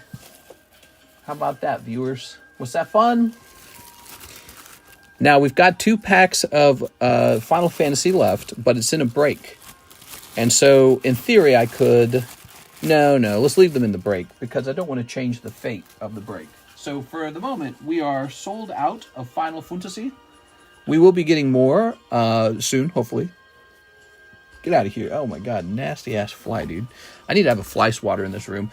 I don't know what it is. Flies always come in this room. I don't know if it's the smell of the cards. I don't know if it's the smell of me. You would think they would stay in the kitchen, but they like to come in here. Maybe it's the cooler air. This room's always colder than the other rooms because I cranked the AC up lately. So maybe it's the nice air. I don't know. Is it a $40 break? Yes, it is. It's a $40 break. So back to it, we need 2 packs of Lord of the Rings. Now, before we sell any more Lord of the Rings, it is clear to me I need a restock of Lord of the Rings. And there's 2 packs of Lord of the Rings left. Is it just 2 after this? Yes, it's 2 packs of Lord of the Rings that are needed.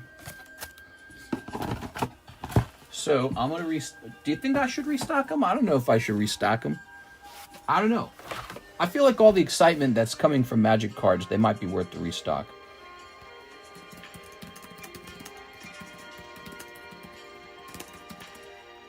What is this music, dude? Is there a way to skip? Skip. Alright, let's take a quick look. Magic is getting hotter. Let's see.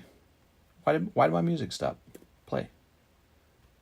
Oh my god, I hate this so much, dude. What is going on? There it goes, okay.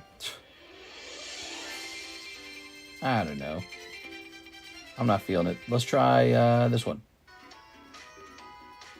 Let's try... Oh, no, I definitely don't want to listen to this. Let's try Animal Crossing. Animal Crossing's pretty chill. Alright. Alright, I'm liking this. You know, the problem is you listen to enough Animal Crossing and you actually get tired of that too. So that's the problem with that.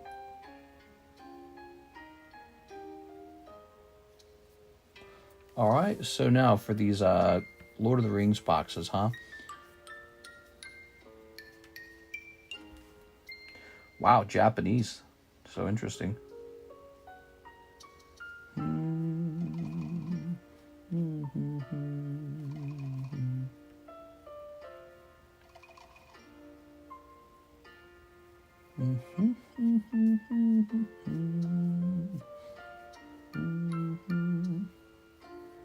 So these collector booster boxes only have 12 packs, right?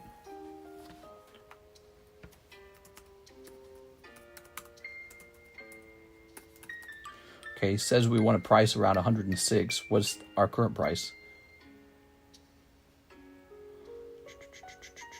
Lord of the Rings is 96. So it would become more expensive. That's pretty expensive, man. Do I buy that? Yeah, let's just buy it. Let's just go for it. I mean, we're spending so much money on the we're spending so much money on the Final Fantasy packs anyways, right? Those cost more than this already. So we got our restock on Magic coming in. And let's update the price now. We're going to put it up to 105 now. Okay, Lord of the Rings is coming back. Any more gold Chocobo been pulled lately? Expedition 33 OST slabs. The only one listing at 500 BGS 9.5. Are you talking about Tifa? I said for the Final Fantasy break. Thank you. That music was terrible. Sometimes the music does not feel good. And if you guys ever feel that way about the music, you can always mention it. I would be happy to change it. All right, Lance S., you've been waiting long enough. I'm excited to open this. So these were $96 a pack, guys. Definitely not cheap. Cheap and affordable, that's what I mean. Snipping this.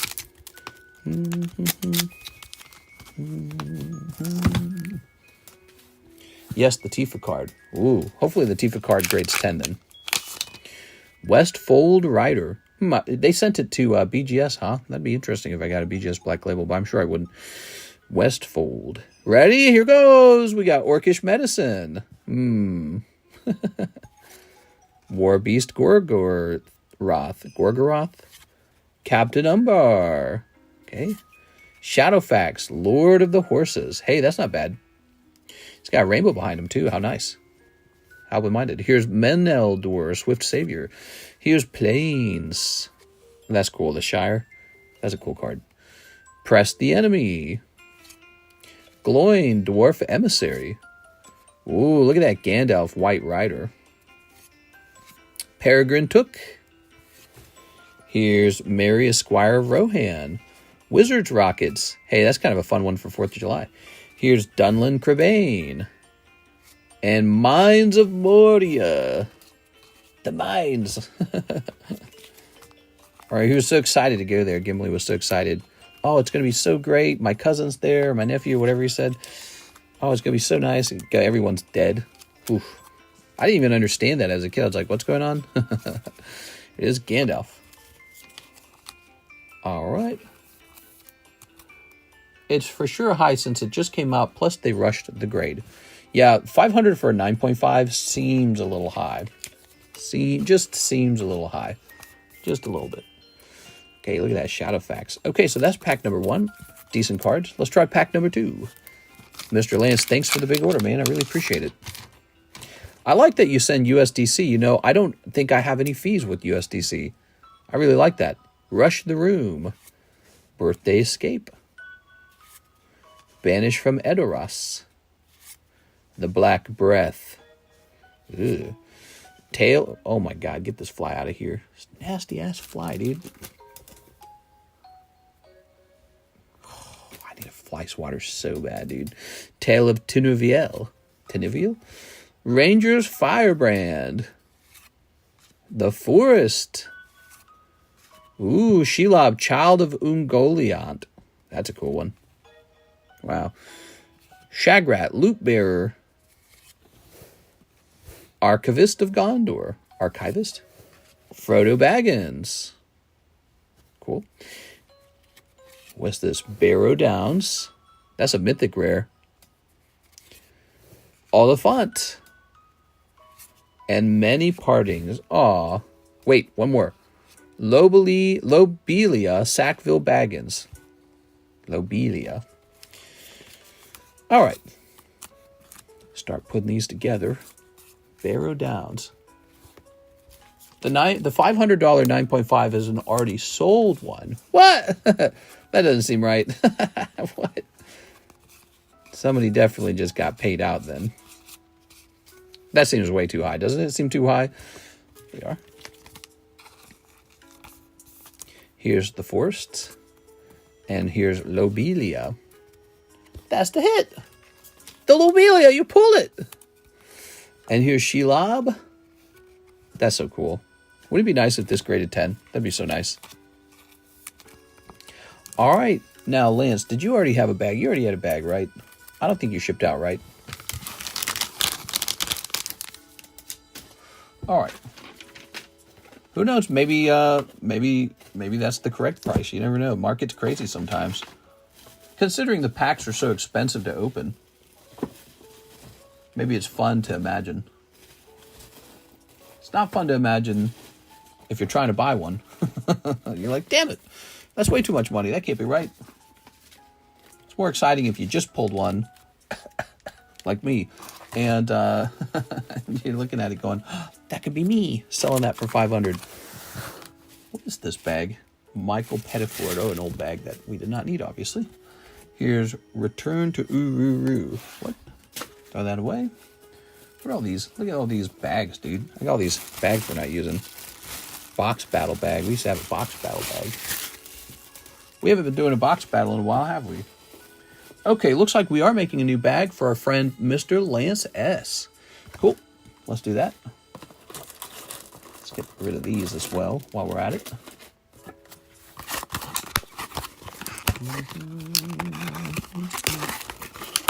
Gandalf, show me your wizard rocket. Tifa equals Stiffy. What? Tifa's a respectable young woman. She would never. Okay. I think we did. I think we might have shipped Lance before. Is the box topper break? He could be in the future, but he's not right now. There we go.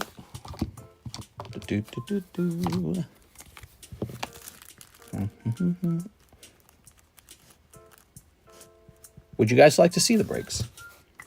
Press 1 if you'd like to see the breaks. Press 2 if you'd like to see the free ones. All right, so this is... Oops, that's Bulbasaur. Isn't that nice? Okay. I have a pretty exclusive card set, the Carddass cards. Look at that. Okay, so that's a break. This is a good one. So this is Charizard Special Illustration Rare from Obsidian Flames. Here's that Star Wars break. Got 2 people in it. Oops. Here's a Hello Kitty gym break. So it's only 2 spots. Double-sided card, by the way. Very cool. Pristine 10. Very cool. The Mega... What's this? Oh, this is the manga break. The Victini's up to 14. The coin break, I think, is really relevant. That's a good one. What's this one? The EV, the Carddass Quest sticker break is up to 5. And, tell you what, let's put the Victini here. Like that. There we go. 2 spots left over here. This is 8 spots. This is 5 spots. This one's a lot. This is like 19 spots. 19 spots left. 9 spots over here. So there's some breaks for you guys. How's that camera? Looking okay? This Lobelia is for the big Gandalf poster, right? Gandalf, Friend of the Shire poster. Lobelia is the top art. Is it really? All right, let's see. So we got some respectable young woman. Have you seen her other cards with her female in their underwear kissing? I've not seen that. Here's Miss 6, 3 Gem 2s. Oh, what do you know? So we got some Gem 2s right here, Miss 6. Here they are. Eee, look at those Sylveons. All right.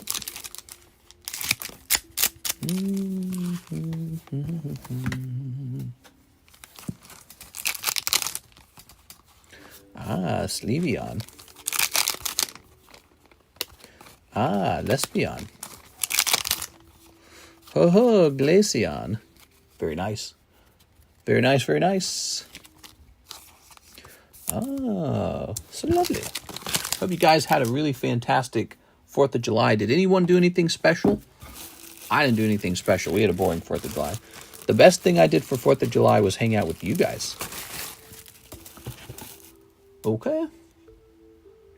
Now we've got Andrew Hyatt, $25 to slab away. You got it, Mr. Andrew? Get this. Andrew Hyatt goes to 220. Good. And what's this? I got a message. Okay, we're going to mark this on red. Here's Tyler Franson, Final Fantasy break. Oh, yeah, he mentioned that. He jumped into that. Here you go, Tyler. Not much of a line, guys. Nice, easy line if you like to have a fast service. We do not have a long wait time. There you go. when you guys are here watching the table, what are you really looking for? What do you want to see that gets you excited? What gets your bojangles off? Here it is. 2 people out of 7 in here. By the way, this is waiting for one person to join. Mr. Matthew Hill is waiting for somebody to buy in for $22 and split this Metazoo Kickstarter pack. Remember, the top pull is the Mothman, and he last sold for like $800. Mothman did. All right, so let's see. That's done.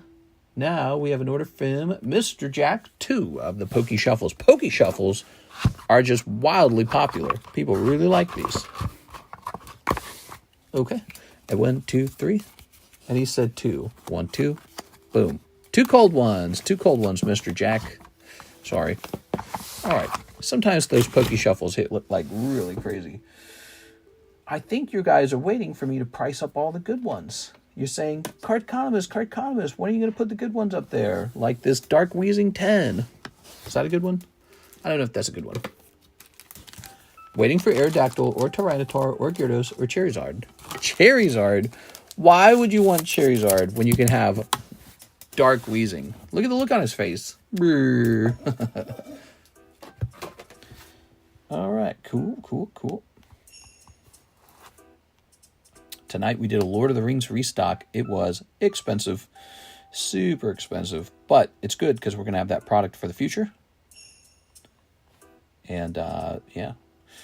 All right, let's see. We want to buy it. Oops. What's his number? 31? So wait, if it's 31, does that make him holographic or not? He's a non-holo.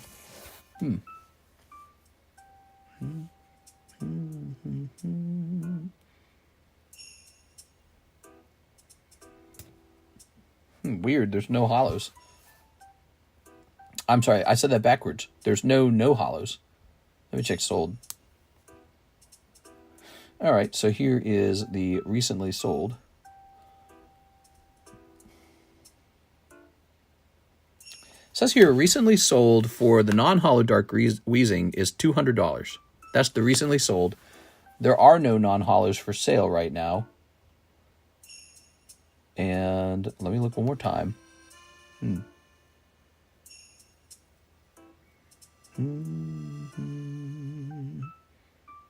No, wait. Here we go.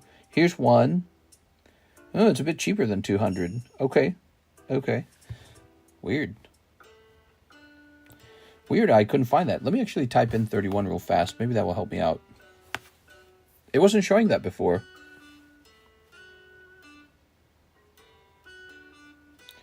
Weird. It is not showing me that information twice. I don't understand. I don't understand how this works if it doesn't show me it. I don't get it. Why would it not show me? Let's try this. All right, there we go. So, I think we're going to go with a price tag of $150 on this Dark Wheezing. $150 Dark Wheezing, PSA 10, non-holo, by the way. Okay, I think $150 is reasonable enough. It could go in the live customs, actually. We'll give it a chance to sell up on the table first. Okay, that is a nice Dark Wheezing. Put together one of those mega pack breaks. Oh, yeah, the mega pack breaks. Those are always fun. Could you actually believe we have to drink 120 ounces of water a day? Hydrate yourself. Yeah, weird. It shows you how, we're like this organism that evolved to absorb the things around us. So strange. Yeah, if we cannot consume, we die. You have to consume. You die really fast, actually. Yeah, you can barely make it without water. You die real fast. All right, the queue is empty. There's no orders in the queue. So we got Dark Wheezing price. Let's try another one. Birthday Pikachu. What a lovely card. How do you guys feel about the Birthday Pikachu? You think that one's undervalued? He's a nice card. Okay, let's see. So this one shall say 24 Birthday Pikachu. Oh, I actually typed in Birthday Pikachu. Choo-choo. Let's take a quick look. We'll say that we just want to buy this. And it looks like he's 175. Is that up? Has it been moving up over time? Let's see if it's been moving up over time.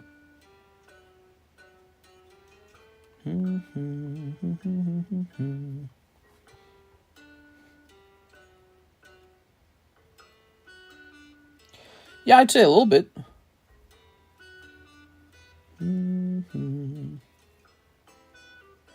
Definitely. He's definitely moved up.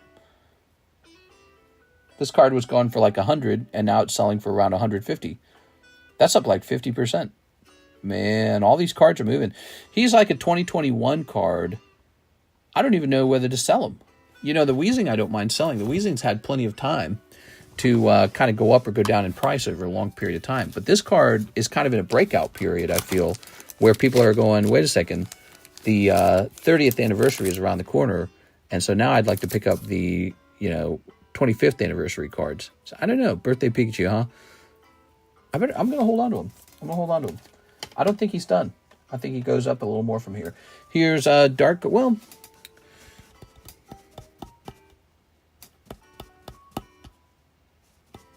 The equation is complex. It's sort of like a combination of factors. For example, how expensive is the booster pack? How easily can you pull them? How easy is a grade 10? So it's a combination of a lot of things. That Dark Goldback got a 9? No! All right. Look at that Dark Goldback getting a 9. That's so stinky. I'm going to crack that card. Ah, well. Sucks that's a 9. I know. The Weezing got a 10. He gets a 9. Dark Golbat. Boy, I had some luck tonight. Maybe I should just keep going. What do you guys want me to open next? What should I open next for you guys, huh? Wow, app is frozen. I don't know why it does that so often for me. Okay.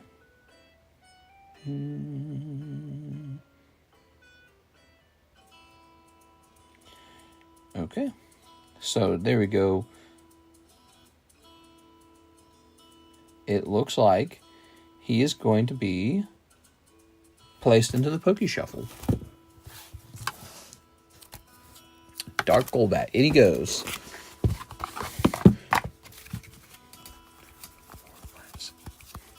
There goes.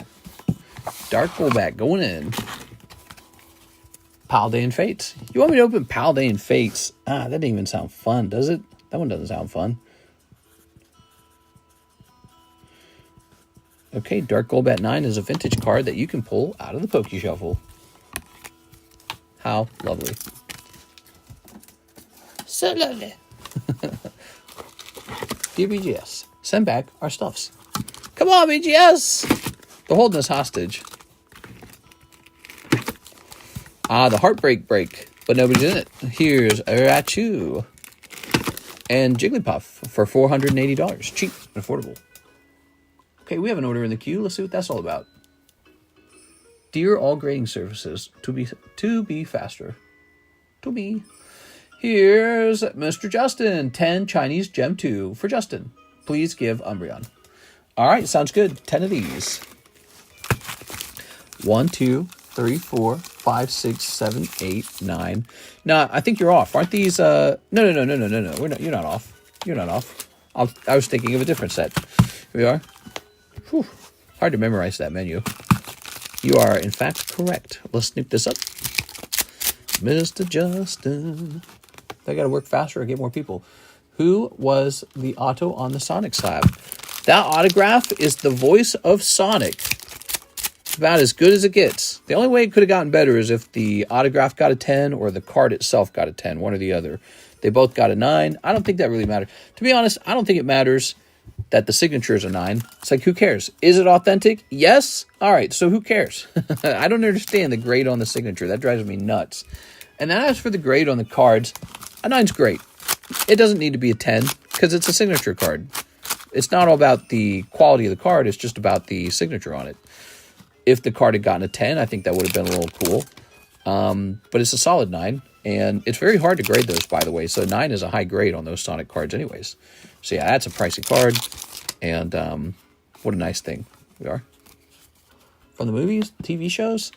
Wow, I don't know. Is it a different guy each time? Hold on, let me look.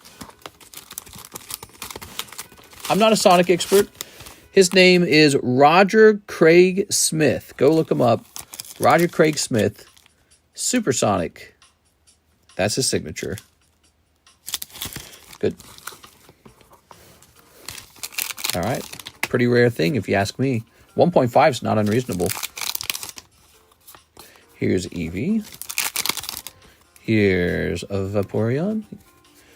All right. That's a good Siggy. That's what I'm saying. That's what I'm saying. Yeah. Apparently that guy, Roger Craig Smith, he was a lot of voices for a lot of things. Ooh, Pokeball. Okay. All right. Scoop-a-doo-boo. Come on, AR, please just show up. It's Master Ball Vaporeon. And no luck. But you did get a nice stamped Flareon. Okay.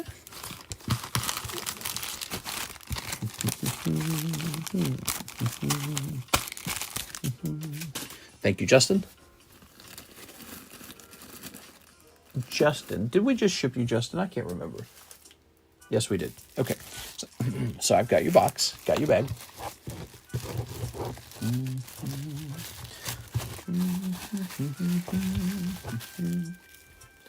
Very good.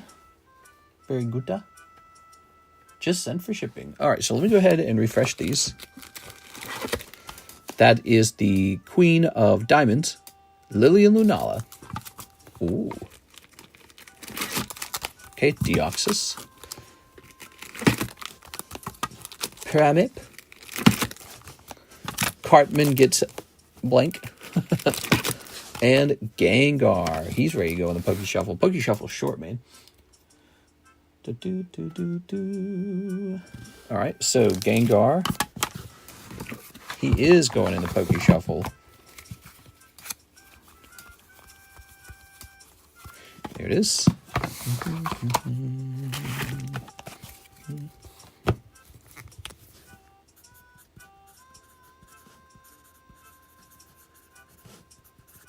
It's kind of a pricey one, actually.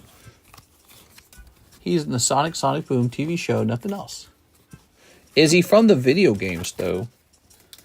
Yes, that voice actor from the video games. That Primeape is cool, not gonna lie. You're saying that it was a different voice actor for the actual video games.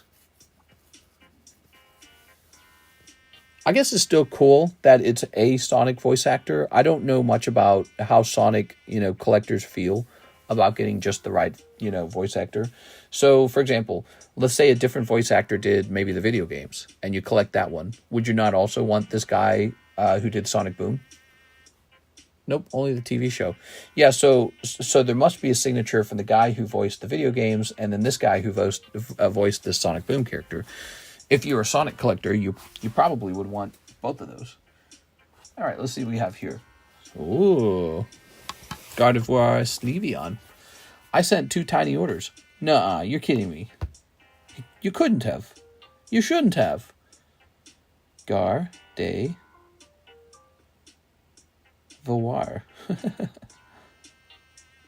Oops. Number 3-1. Okay. Pricey card.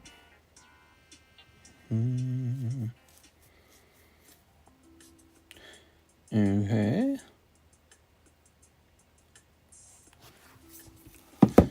The question is, what do I do with it? Do I put it in the live customs?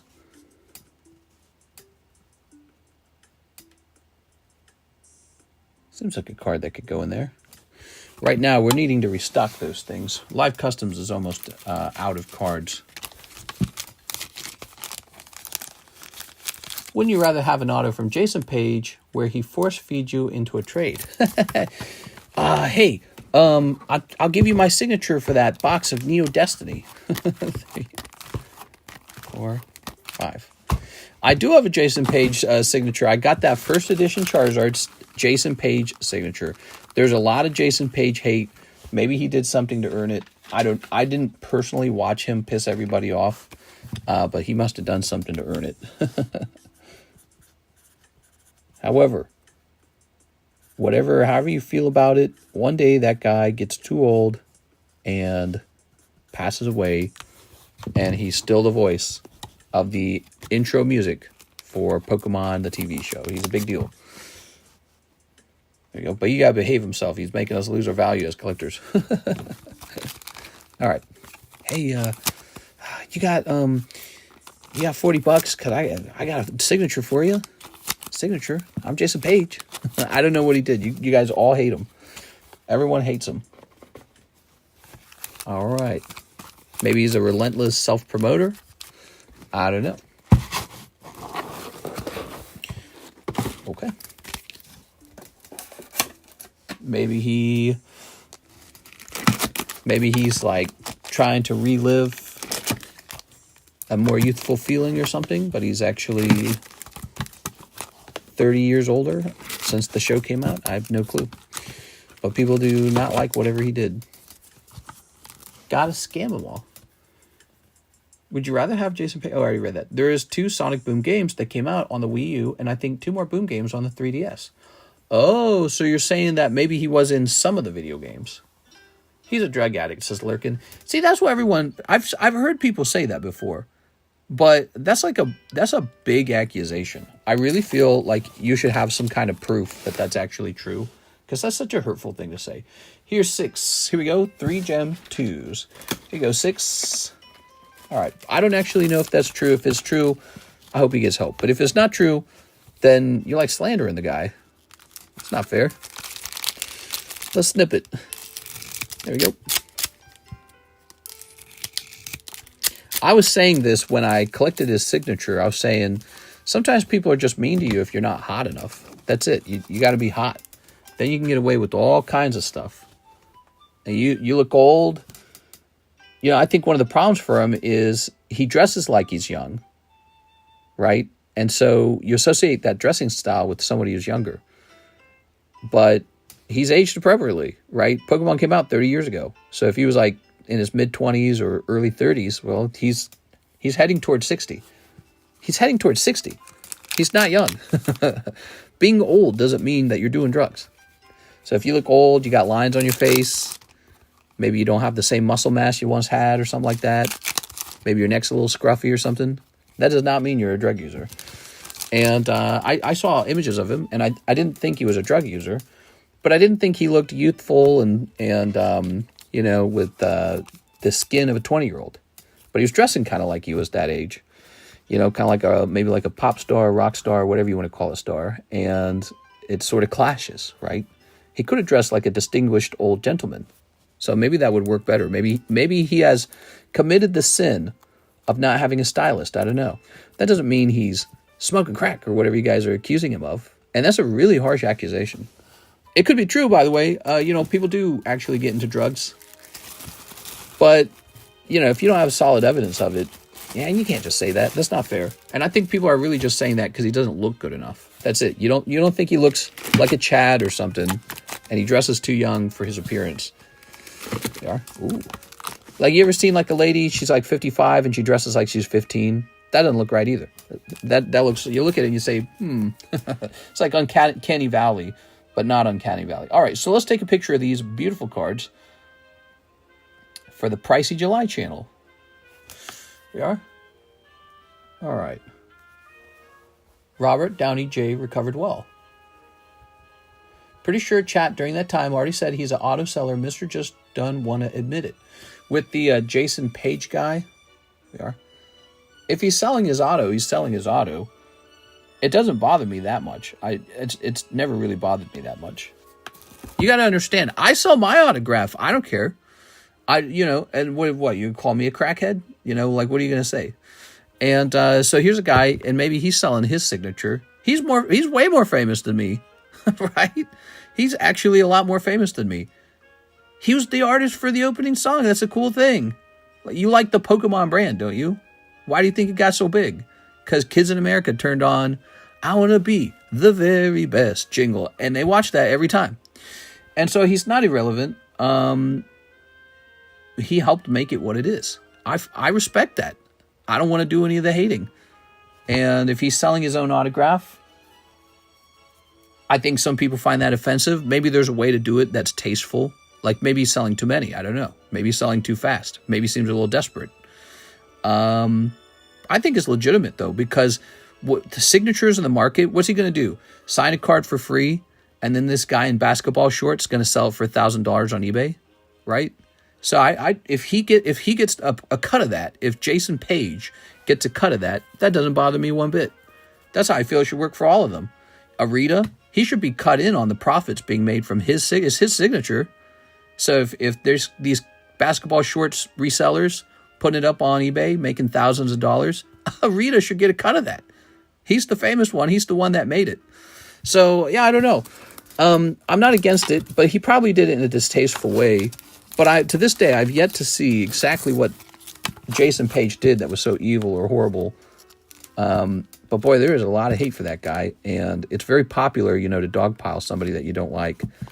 But if somebody provides me with more evidence of what he did, I will quickly change sides, I promise. So if you guys show me like a video of him doing something real bad, I'll play it live. I'll play the video live.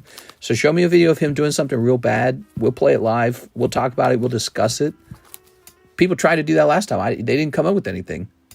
So I don't know. Is it possible for it to be a viral thing to bully one person, like everyone bullies them at the same time? Or again, maybe it's his fault for not having a good stylist or something. Maybe he lacks a stylist, and so he comes off a certain way in his appearance. And that's a sin. This is 2025, and it's a sin not to have a stylist or something. But I don't quite know exactly what it is that's tipping everyone off to him. It must be something. Right? Like, I'm skeptical. I'm looking at it going, well, he's got to be guilty of something if everyone agrees that he's no good. But again, what is it? I still don't know what it is. All right, let's see. His fashion alone will change your mind. That's what I just said. I said he's guilty of not having a stylist. That's a stylist who sits down and works on your brand. Hey, Jason, let's work on your brand. We're going to dress you just like this. Like, you gotta dress up like a cartoon character. You gotta, well, not like a cartoon character, but you gotta have like an outfit like Peter Griffin from Family Guy. White shirt, green pants, black shoes or whatever they are, brown shoes. You dress the same way every time that people go, that's Peter Griffin. So, you have a stylist who says, here's how you dress, here's how you look, and they kind of optimize that for you. And if you don't have it and you look kind of shambly, people go, oh, you must be on drugs. What? Dang, dude. Joshua says 2 Dragon Balls. Oh, yeah, let's get those Dragon Balls. He didn't dress very well. He must be smoking crack. Dang, dude. Does anyone have evidence of that? Jesus.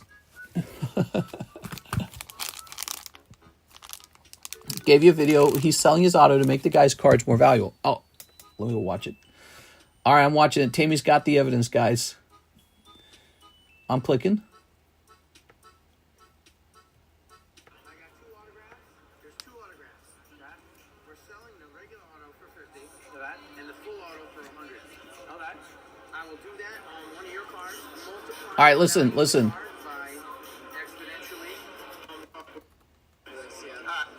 What's up? You ready for autos? What are you thinking? Well, I got 2 autographs. There's 2 autographs. Okay. We're selling the regular auto for 50. Okay. And the full auto for 100. Okay. I will do that on one of your cards, multiplying the value of the card by exponentially, however much it resells for. Yeah. For a trade for one of the cards. I mean, anything catches your eye, maybe? So Jason Page wants to sell his signature for $50 or $100. And his claim is that if you put the signature onto one of your cards, it will go up in price exponentially. Let's see if there's any truth to that. Let's see. Jason Page, Pokemon. Oops. Click this. He's claiming that. That doesn't make it true. But he's selling his signature, which, again, I don't know if that's allowed. Okay. So according to this, here's a couple Jason Page signatures That one up there did actually sell for $700. This one sold for $200. That one sold for $180 in auction. All right. Let's see. Jason Page signature. Let's see if we get a different outcome if we actually type in signature. No exact matches found. Why is it so difficult? Let's see. Oh, so we do get a different outcome. Hold on. So results matching fewer words. Here's a special delivery Charizard. Pikachu Charizard. No, is that Bidoof? I don't know which one it is. $14.50. Here's his signature on Charizard. Who knows what the Charizard's graded? Maybe, I don't know if the Charizard's PSA 8 or the Auto's 8. But that went for $5.30. I don't know who that is down there. All right. So you've had a couple examples. I think it's safe to say his signature doesn't go for as much as Arita, which would make a lot of sense because Arita's an actual card artist. But I think you'd have to argue there must be some value to his signature. I don't know how much, but he would like to be able to sell his signature between $50 and $100. And I guess as a sales tactic, he says this will make your card go way up. And I guess let's get the pitchforks and crucify him. I don't know. I don't hate the guy. He's the guy who sang the card or the song, not the card. He's the guy who sang the song. I can't hate him. You can't make me hate him. And he's dressed in a hat and a cool leather jacket and cool guy necklace and cool guy, skinny jeans. But he looks like he's probably about 55 years old. Actually, how old is he? So, he's going around in the cool flipper outfit. Let's see. Jason Page, age. Jason Page is a 56-year-old man. He is 4 years away from 60 years old. So he is dressed up way too cool for a 60-year-old. He needs to dress like a gentleman. That's what I think he should do. That would be my advice to him. As for selling his signature, 50 to 100, I mean, what do you guys think he should be allowed? Should anyone be allowed to sell their signature at all is my first question. It's a free country. I think he's allowed to. And then the next question, what should he sell it for? That's the next question. All right, I'm going to go ahead and close this. You could call it cringy. You could call it excessive. You could call it greedy. I can't hate him. It doesn't make me hate him. I don't think he should be put in the wicker basket and set on fire, It's just not enough. That's capitalism. Yeah, a little bit. It's a little bit, if it was some cool guy came in I don't know, some cool rap artist or something that people really like, and he offered to do the same thing, no one would bat an eye. But Jason Page looks like a nearly 60-year-old grandpa wearing the outfit of a 20-year-old, and it does come off as sort of odd that way. But that's a fashion mistake. That doesn't mean that he should be crucified. That's my thoughts on it. Also, he did not look like he was smoking crack. He just looks old. And so I think that's it really does seem kind of ageist. He does just seem old. He does not seem like he's got teeth missing or he's scratching his skin going, hey, man, hey, I need you to buy this card. Buy it. If you're not going to buy my card, then get out of here. He's not doing that. But yeah, I mean, it's a strong accusation. Here we are. Ooh, look at that.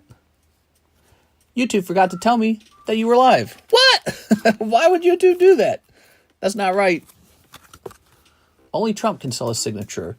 Yes, you have Comic-Cons. Man, YouTube forgot to tell me you're live. He signed my Crack Rock back in 2014. They have events for signings, but they don't have the signer walk around selling the signature. I think that's fair. So maybe it comes down to whether or not people feel that a celebrity or famous person or semi-famous person has a right to sell their own signature. Should Collecticon be able to decide that you may not sell your signature because they didn't set you up with a booth? And to me, I don't give a flying F about the people who put Collecticon together. I only care about Jason Page. He's the actual person who sang the song. Not a single person at Collecticon had anything to do with the Pokemon TV show. So he's the famous person. If Arita walked up to me and said, I would like to sign your card for $50 to $100. I would be doing backflips. Please sign all of them. I'd give him a stack of cards to sign. So it's a sort of hate for Jason Page. Maybe he's overreached his influence, right? Like overspent it. Maybe he's overspent his influence. Maybe he's charging too much. $50 is reasonable, because you might take that card and sell it for like $500. I don't know. You might take that card and sell it. That Pikachu that you guys saw in the auction was 1.4 thousand. So, and I've seen other Jason Page cards sell in a similar range when I was doing research before I bought one, and I paid $800 for mine. So, yeah, it's not a, I don't know, it's not that crazy. I really don't think it's crazy. I feel like there's almost this mass, moment where people can get angry at a guy together and be part of this, like, anger at one guy. It's so strange to me almost, because I don't feel like I'm part of it. I'm not in on the secret or something. Like, I still don't get it. I still don't feel you can't make me hate him. I still don't feel it. Here's Joshua Whipple. And I'm not just trying to play devil's advocate here. I really just don't get it. Again, if a Rita walked up and said, I'll sign your card for $50 or $100, I would just be backflipping. It is. I'd be like, yes. So here's a guy who's maybe not as famous as a Rita, but he would also like to sell a signature. Just tell him no. Just say, nah, that's okay, man. Appreciate it, though. Loved you as the guy who sang the song, but that's okay. I can't be buying your signature today. Here's the thing. I think I appreciate a guy who goes around and self-promotes or sells or whatever it is he does, Maybe you could call it hustling. I don't disrespect the hustle. I really don't. You can't disrespect the hustle, man. That's how things get made. That's how stuff gets started. Somebody with a lot of energy going around. He wants to make a little money. Also, by the way, he just wanted to do that for a Pokemon card. So maybe he's just working on his Pokemon card collection, right? So he was saying, I'll accept a Pokemon card. Here's Joshua Whipple, 2 packs of Japanese white. Or I don't know. Maybe he's making a payment on his house. Who knows? All right, let's see. Maybe he's too brazen. Maybe he's too forward. I think if a rapper did it, no one would care. I think if Logan Paul did it, no one would care. So I think it is a little hatred toward that guy because he's not hot enough. He's not cool enough. He didn't dress right, whatever it is. And he is confident in himself enough to go do it, while everyone else is kind of like, nah, you suck. And so I'm more on his side. I see it from his perspective. So he's got his side of the story. I don't hate it. It doesn't make me want to crucify him over it. This. We are? All right. I personally think it's scalpers hating because he's in such a rare position to get legitimate. No, I don't think it's scalpers. I think it's real people. And I think it's kind of like what Tammy said. Tammy said, well, Collecticon can set him up with the booth and do it the natural way. And he's chosen to just go booth to booth and just to resellers and say, hey, you're a reseller. I'll give you my signature. You give me some Pokemon cards. I think that's kind of like just wanting to do it yourself, not wanting to sit down at a Collecticon thing. I don't know if Collecticon rejected him and said, no, we won't allow you to sign things. I don't know if that happened. But if they did, then screw them. If it didn't happen that way and he's just kind of taking control of it and doing it on his own, I don't care.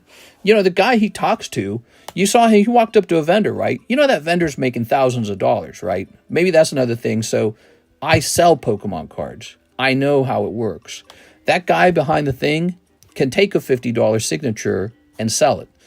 And that vendor makes thousands of dollars in Pokemon cards, sometimes in a very small window of time. And so $50 is like a drop of money to that vendor.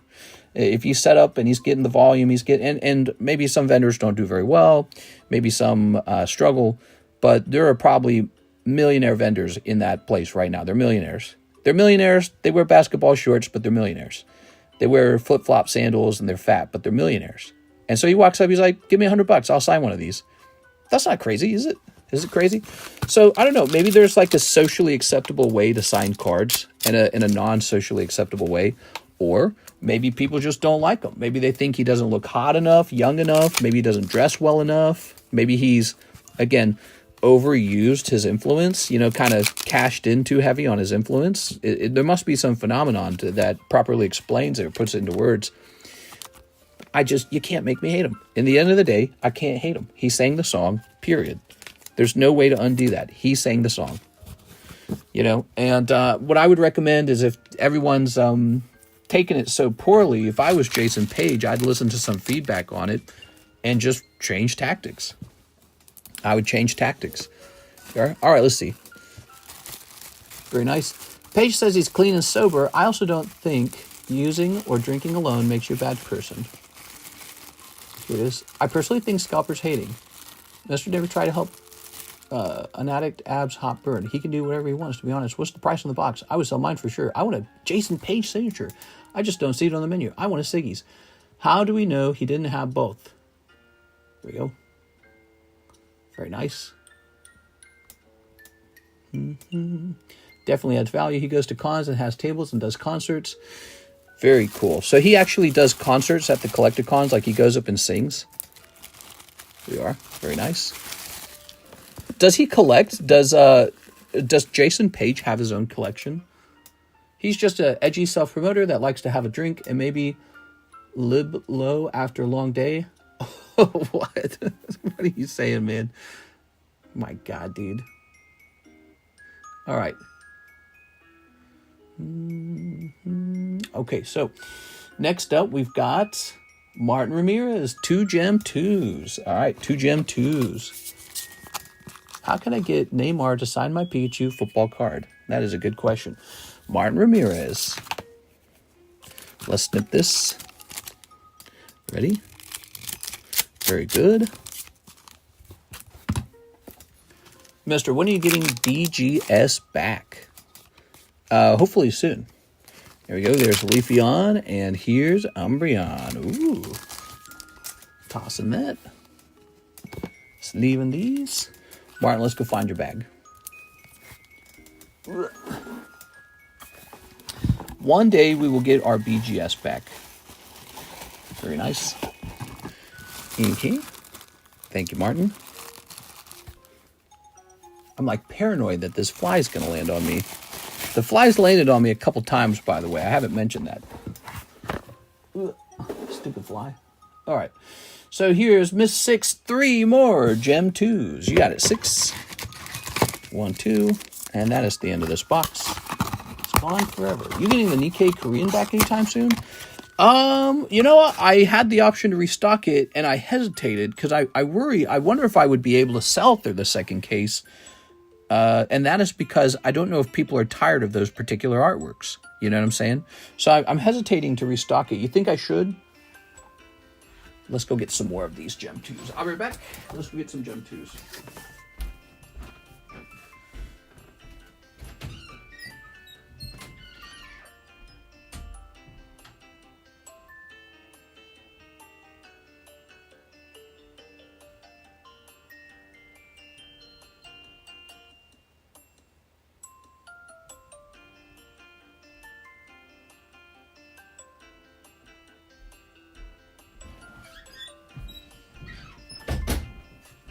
All right, Gem 2 Pokemon.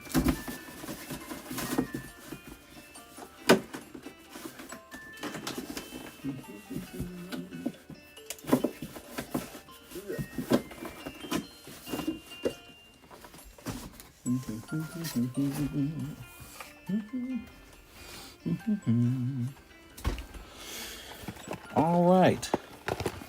Set this over here. Let's see.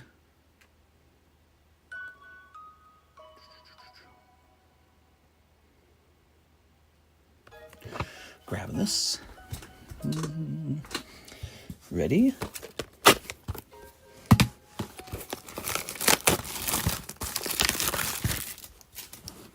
Peeling this. And grabbing one of these.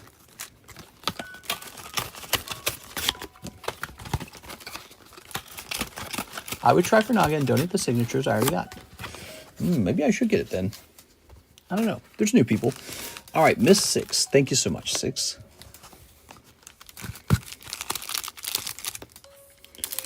All right. Mr. Get a bug assault. Well, maybe not for the card room. I need a fly swatter. You know what I need? I need a fly trap. I need a fly trap. Wow, that's ridiculous. Oh my God, you get so dang lucky, Six. How does she do it all the time? How does she do it all the time? Six gets so freaking lucky, dude. Six goes, yay. Six, I don't know what it is. I actually think you get luckier than the average person on my channel. I don't know what it is. Because I know you go real deep too, but that's just ridiculous. How many packs do you open tonight? Like 9? Less than a full box? You just casually pull Umbreon? Oh my God, dude. Jason Page never bought cards from you, mister. We have, so listen to us. All right, I'm listening. Tell me what I need to hear, Mr. Luke and Larry. Here we are. No, but, you know, he was a part of the Pokemon experience I had as a kid. It's really hard to hate on somebody that was part of that, especially because if you tell me the reason everyone hates him is because he sold his signature between $50 and $100, it's just not enough to make me hate him. It could make me look at him and think, okay, if the average person doesn't like that he did that, he should change strategies. But I'm not ready to lock him up in jail or give him 50 lashes or condemn him to hell or crucify him or whatever it is you want to stone him. I'm not going to do any of those things. 6, this has got to be graded. I'll put it in the sleeve for now, 6. That is something to grade. All right. Good. Lovely. He might be a good dude, but Jason Page does not practice good business behaviors. Yeah, exactly. So maybe he just needs some advice. Maybe he needs to hear some feedback from people. That doesn't mean that, you know, he eats children at night or something. All right. So now we've got English OP6. Yugi Tao, you got it, man. I think I have a lot of that, actually. The OP6, I think I have tons of it. Let's see. Where's it at in here, though?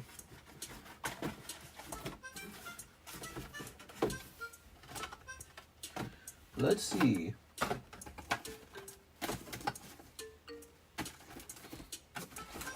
Whoa, whoa, whoa, whoa. Don't tip over. Do I need a new box of it, perhaps? No, is this it? This might be it. Aha! Oh, wait, that's not it. That's OP9. Looks like OP6. Not OP6, though.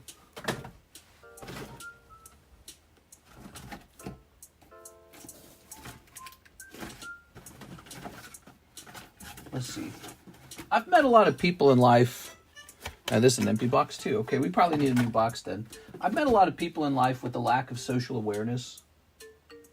Perhaps myself sometimes, in fact. And, you know, so I don't think he's... From what I've seen, he hasn't done anything that seems truly evil, you know what I mean? Let me go get a box of OP6. He just might lack social awareness about what he's doing.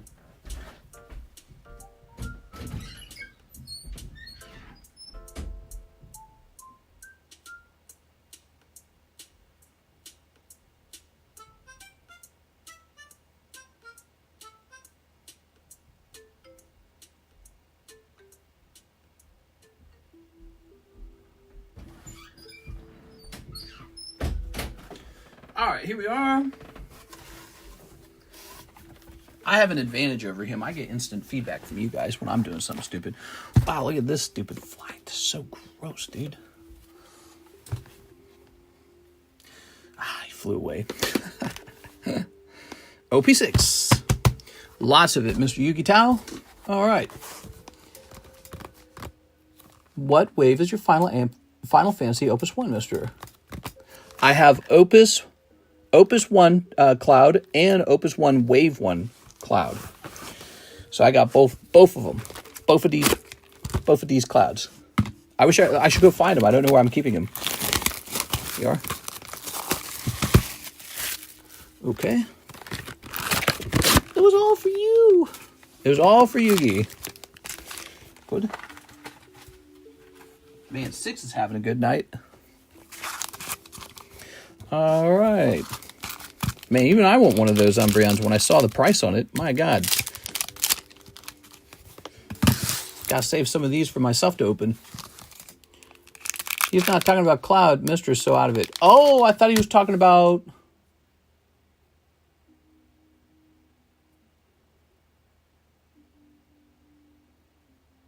Oh, he's inquiring about I see. He's inquiring about the booster packs. He's inquiring if they're wave 1 or wave 2. They are wave 2 packs. If they were wave 1, they would be way more expensive, obviously, right? Like, every single card coming out of those packs would be so valuable.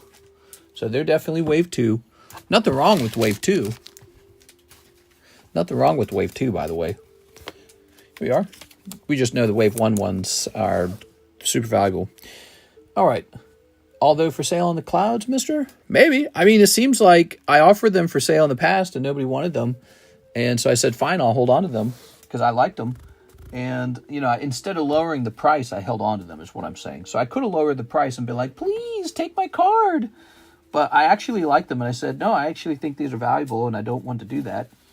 And I am pretty sure that is about to pay dividends at this point because I have a suspicion all those Final Fantasy cards are definitely going to be seen a lot more as people search in general for PSA 10 Yu-Gi-Oh cards. Did Yugi Tao say he needed a new bag? Okay, there's Yugi Card Shop. There's Wilder Cardano. Windy City Gaming. Okay, so he's not in here. Zach Stex. Mr. Zach. Here's Yolan Tejemples. New bag. Ah, new bag. Okay. New bag time, everybody.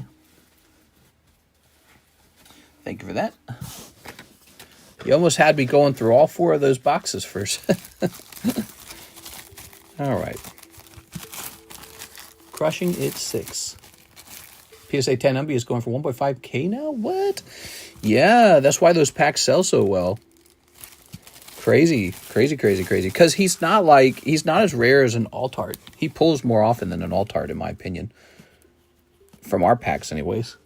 We get good stuff. We pulled him a bunch. How many of those do you think I pulled for you guys? Like 6 or 7 of them? It's a high number. You might not have been here for all the times we pulled that Yu-Gi-Oh! We might have pulled them like 7 or 8 times already. We've done a lot. And so I'm happy to get that for you guys. And it feels great to see your collections picking up some good cards into it. Really wish that cloud break finished. Yeah, it was just sitting there. No one was joining. I can't control that. That is out of my control. Let's see. What pile is he in? Oh, not this pile. I can't find him now. I don't know where he went. Set that there. All right. Is the bear who blanks in the woods here? That guy always gets in the giveaways, but never see him in chat. Need to ask his secret. What? He probably speaks up when there's a giveaway. That's probably it. He goes, ooh, giveaway. Okay, we got fresh Gengar. Here he is. So the last Gengar was for 43. Let's get this guy up there for 43 as well. Okay. Crystal Guardians Pelipper, huh?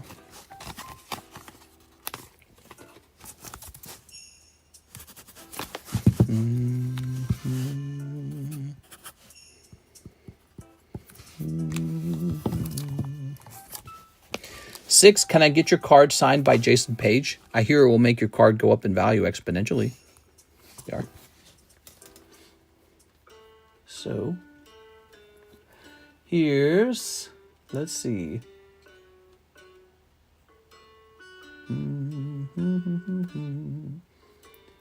PSA grade Umbreon. Oh, pre-grade Umbreon. If good, send a PSA. Yes, so this card very, very likely should go out. You can see the centering on it is quite nice. Yep. Yep. Maybe ever so slightly thinner on the top, but that's not going to be a problem. Oh, that looks great. Checking the back now. Okay, the back's not perfect. The centering is really good on the back. I'm going to draw your attention to those spots right here and right here. See that? As we tilt the card, they become obvious. I think PSA will let this pass as a 10, but I don't think it's worth sending to BGS. BGS will not let that pass. So this has a good shot at PSA, I bet. All right. I like to hand out 10 plus or 10 minus. This one's going to get 10 minus. Oh, you know what? Can't be marking the... We can mark a card when you're not sending it to PSA. Can't be marking it when it's actually going to go to PSA. We don't want any numbers or anything like that affecting the grader's opinion. There we are. Oops. All right.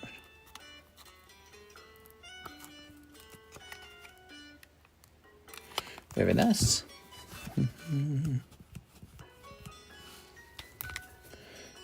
6 PSA.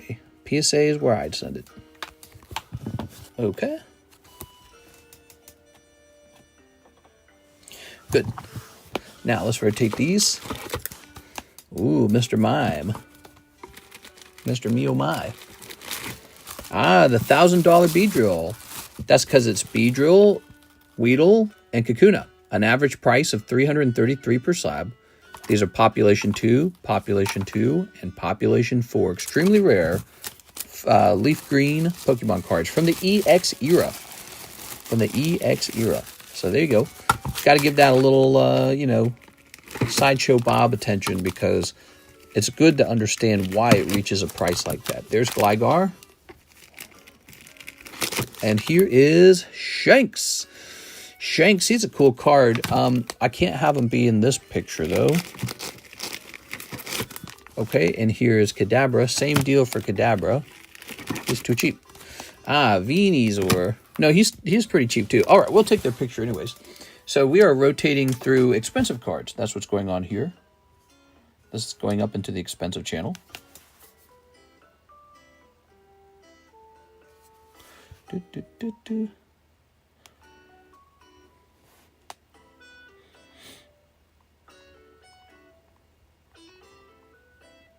Okay. So these are coming back down. Time to put these in the pricey channel. The pricey box. For pricey cards. Yeah, I've heard these Animal Crossing songs like 5 trillion times, I think. So my ears are bleeding. My ears are bleeding. Okay, now we have an order from our friend. Click. Mr. Them. 1 Dragon Storm pack. Going a little deeper. All right, I like it. Good luck in there. What are you trying to pull, by the way? I don't know much about Dragon Storm. So we got these 2 right here. Here it goes. Send more USDC for 2 Lord of the Rings collector's packs again. Nice. All right, those are my last 2, okay? I don't have any more after that. We have a restock coming. Let's snip this. But those would be my last 2, all right? All right.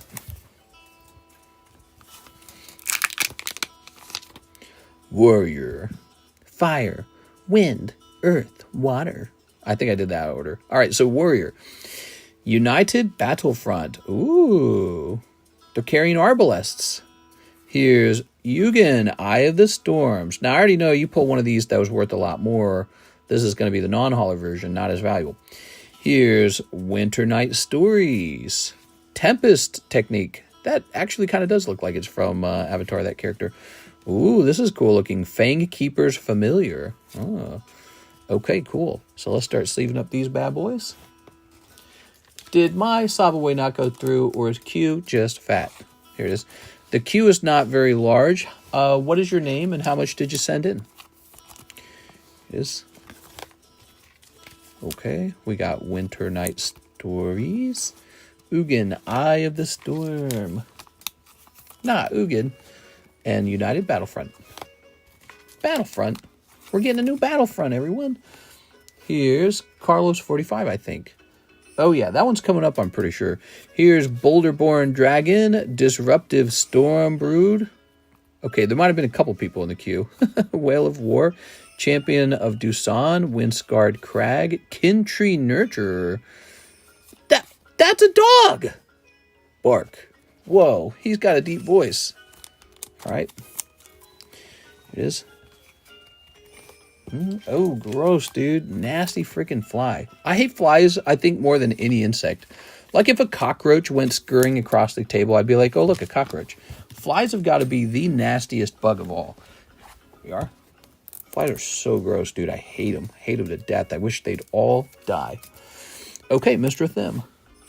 It's just because they fly. They fly constantly. They buzz around your ear. They want to land on your mouth. They're so gross. And then they land on like poop. Flies will go land on poop, eat some of that, and then they'll land on your face. It's like, you got to be kidding me. At least the cockroaches stay like in one place in the kitchen, right? They like to eat some food in the kitchen. I like to eat food in the kitchen. I relate to the cockroach that way. All right, let's see. Flies are like, what if we landed on a big pile of poop? Maybe they're eating food off the rim of the toilet seat. Who knows, right? Dirty part of the toilet seat. And then they go, you know what we need to do now? We need to land on your face. Here it is, Mr. Carlos Charizard payment. You got it, man. All right. They are so gross. All right, let's see. We're going to jump over here. So we are going to, let's see. You've got the Charizard Game Boy. Very nice card, by the way.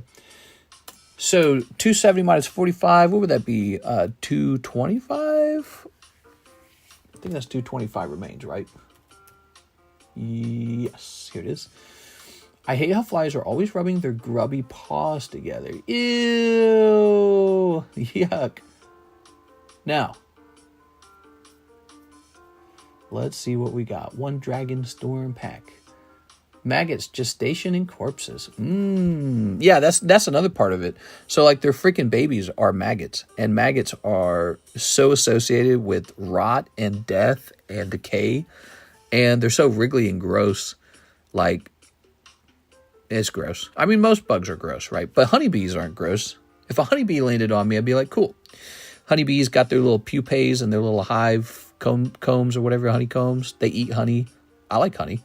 So bees get a pass, man. I mean, I don't want to get stung by a bee, but bees are cool. And then there's some other bugs like praying mantises. Those are cool, right? Flies got to be one of the absolute worst bugs. So nasty. I want nothing to do with them.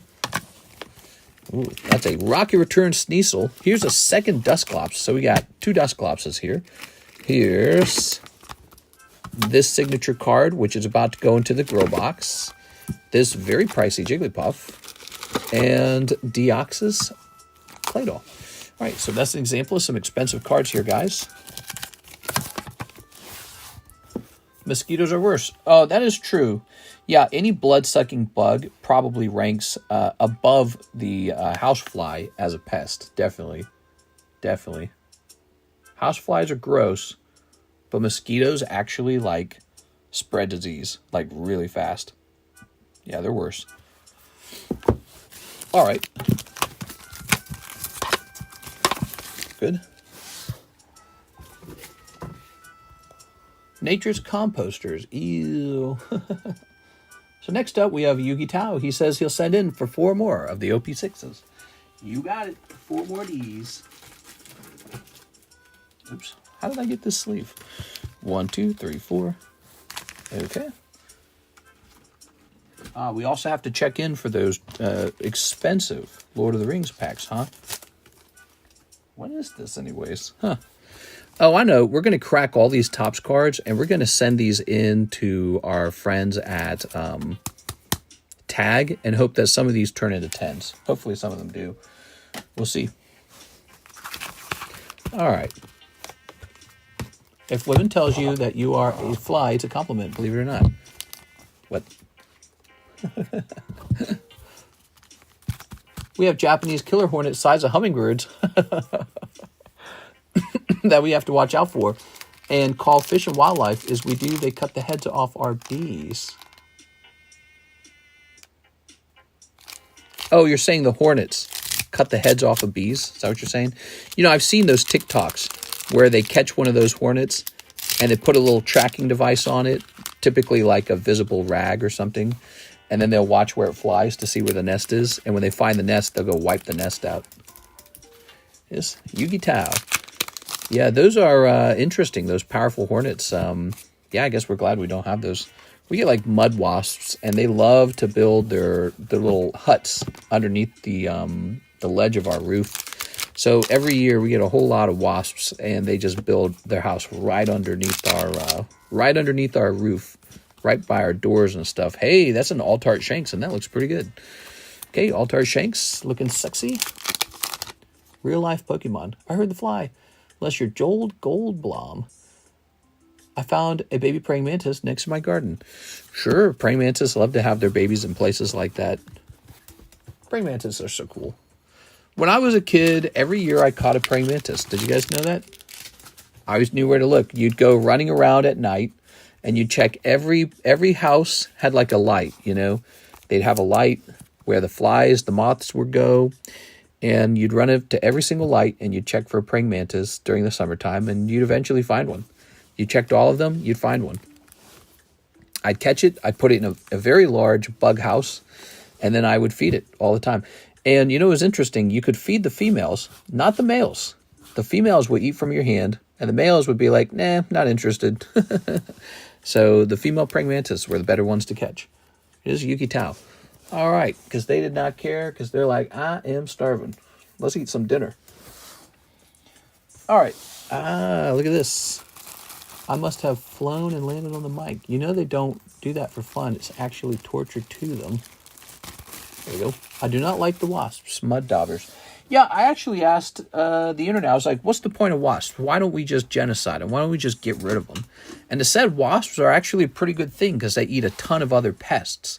So wasps, they go around eating, they're predators. They eat other bugs. And so they'll wipe out, you know, bugs you don't want that are more annoying than a wasp. And then you just stay away from the wasp nest. And it's like, all right, it's actually a pretty good argument. I just won't bother them. They won't bother me, and everyone's happy. Okay, so that was for Yuki Tao. And now we have a fresh order for, let's see, for these. You know what? I don't see that Lord of the Rings thing. So let me check Coinbase real fast. The email looks like the original email. So let's just double check it. Yep, there it is. Okay, you did the same order twice. Okay, cool. Maybe that's why I didn't notice it, because it looks like the first order. Here we are. Hey, I have something interesting to show you. So here's these. I've been saving these up. Box toppers, huh? What do we do with these, I wonder? I remember one time a guy bought these from me. These are from boxes of the Lord of the Rings. So we had 3 separate boxes at one point. Wonder what these go for. Maybe I should just open. What can you actually pull from these? Can you pull anything good from these? Let's take a picture on eBay. Oops. It's called the Box Topper Pack. They look like they go for around $40. Maybe 35. No, 40. Very interesting. Wonder what you can pull out of these. We get lots of dragonflies. One summer it was like a mating or migration thing. There were so many in the yard, the sky looked like old TV static. Crazy. Apparently dragonflies are very good. They wipe out a bunch of harmful bugs as well. So you should enjoy them while you got them. Dragonflies. They eat like mosquitoes, for example. Okay. So good luck, Mr. Lance. Thanks for the order. Appreciate it, man. Keeping us busy, giving us stuff to do, and giving us the gift of entertainment. Whoa, is it really 4:38? Oh my God, dude. I feel like we barely started. How's it already 4:38? Holy man. What do we got? We've got Urukai Berserker. Ooh. Treason of Isengard. Ooh. Haradrim Spearmaster. Ooh. Wizard Rockets. That looks fun. Erkenbrand Lord of Westfold. Gift of Strand. That's a cool one. I like the Gift of Strand card. That's cool. So are you going to grade these lands? Is that what you do with these? I would be grading them myself because I think that Lord of the Rings cards are really cool. Here's Forest. Mount Doom. That's a mythic rare. Here's Forge Anew. Don't go anywhere. Gwahir, Greatest of the Eagles. Okay. Nazgul. That's pretty neat. Gandalf the Grey. Pippin's Bravery. Frodo's Adventurous Hobbit. Wow, mythic rare. That's cool, man. All right. Let's do it. They eat loads of mosquitoes. Had a wasp sting my face while I was walking by the garden. I wasn't bothering anyone. Man, that just sucks ass. We are. My sister got stung by a wasp when we were real young, but she like threw a ball or a rock at the hive, so she kind of earned it. And boy, did it look painful. Mount Doom and Forest. Gift of Strands. I've been stung by bees a couple times. I didn't like that. I was playing sports barefoot one time with some homeschool friends. We were playing like football or something. And I got stung between the toes real bad. Oh, it was terrible. It ruined my whole day. They all got to keep playing, and I was like, I can't walk on this. It hurts too much. Frodo Adventurous Hobbit Mythic Rare. That's great, man. Okay. Legendary Creature Halfling Scout. Wow. Oops, hold on. All right. Good thing they didn't make him look anything like Frodo. Let's go ahead and open this one. The cover is really neat. I was taught to distract them with water. The wasp would prioritize the drying of the wings. Oh, yeah? Here's Lash of the Balrog. Whoa, that's a cool one all by itself. Gimli's Axe. Sam's Desperate Rescue. Took Reaper. Shire Sheriff. Legolas, Counter of Kills. Here's Island. Barad Dur. Horn of Gondor. Mirkwood Elk. Samwise the Stout-Hearted. Smeagol, Helpful Guide. Dunland Crebain. Samwise the Stout-Hearted. And Eowyn. I am no man. All right, there we go. There's Eowyn. All right, very nice. Frodo's only $1. Are you sure? Nah, no way, dude. That's way too cheap.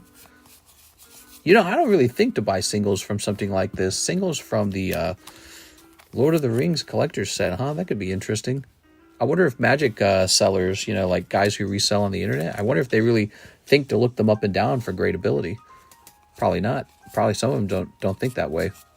You know, because I'm always told Magic sellers, they don't think about gradability, or they don't like to grade their cards. Here's Island. That's probably not true. They probably do look. I mean, it's 2025. At this point, who does not look at their cards for gradability? There goes. You should do it where whoever buys the last of the box gets the topper for free. Then peeps wouldn't want to buy the cards faster to be the one who gets the win. Now, when you place a rule like that, it will stop people from buying the beginning of a box, and they'll wait for someone else to open all the packs and get them out of the way. So you'd be surprised how a little prize like that is a big punishment for the seller. No, the box toppers should just be sold separately. That's what they do. I mean, that's why you can go buy one right now for $40 online. So they get sold separately, and I could just open them, see what's inside of them. I don't actually know what's inside of them. Here's Island. All right.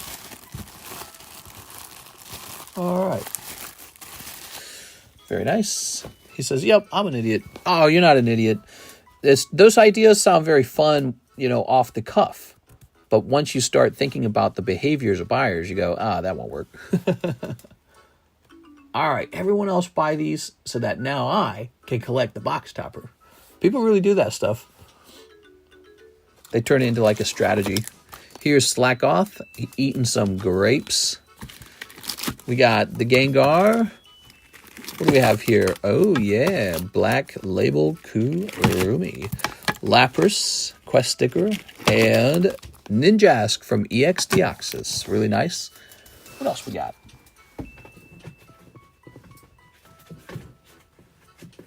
All right. Ready? So here's Blues Tactics for $195. That's got to get updated. Another Mr. Mime. This Venusaur. A nice Ekans from Sandstorm, and another Dark Ariados. I feel like we had a different Dark Ariados, didn't we? I want to set this guy over here, over Schmear. So how about that Ekans, huh? Ekans, population. I don't know what his population is. Let's take a quick scan.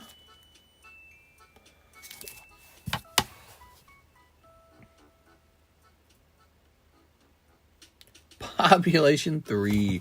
We are definitely not running into this card again. His price makes no sense to me. That price of $280 doesn't make any sense. So let's do a little research on reverse hollow 10s from Sandstorm. That price seems way too low compared to how hard they are to grade 10, which they're extremely hard to grade. And the packs are so expensive these days. Sandstorm reverse. Okay. And now we just want the cheapest one of those. Let's see what it is. Cheapest one is Anorith. Anorith is way worse than Ekans. Ekans is an actual 151 Pokemon. There's a Shiftry. Kind of the same deal. I don't think anyone likes Shiftry. Spearow is 288. And then Electabuzz is 325. Electabuzz does not look that bad, man. That looks cool. The hell? Here's a Duskull. Here's Pikachu reverse. Look, only 5,000 for the Pikachu reverse. Won't you consider it? Crazy, man. Yeah, the moment you got a good card, they want like all of your money. We'll sell you that for all of your money. Electabuzz, huh? You'd have to be able to sell them for like 500 to 600 for it to be worth it. I feel like it would be a tough sale. But Ekans, I think, is going to be moved to 325. All right, let's see. Very nice. He's done topper breaks before. Buy pack, get in the break. Here it is. Box topper breaks. What are you talking about? Very nice.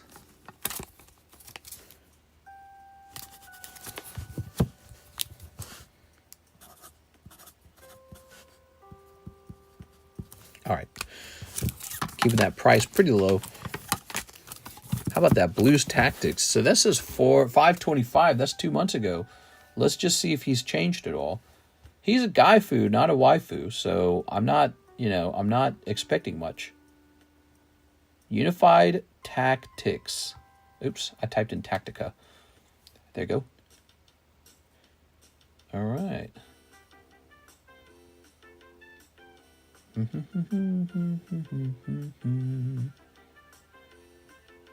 Now, he looks like he's slightly cheaper, actually. He goes down to 180.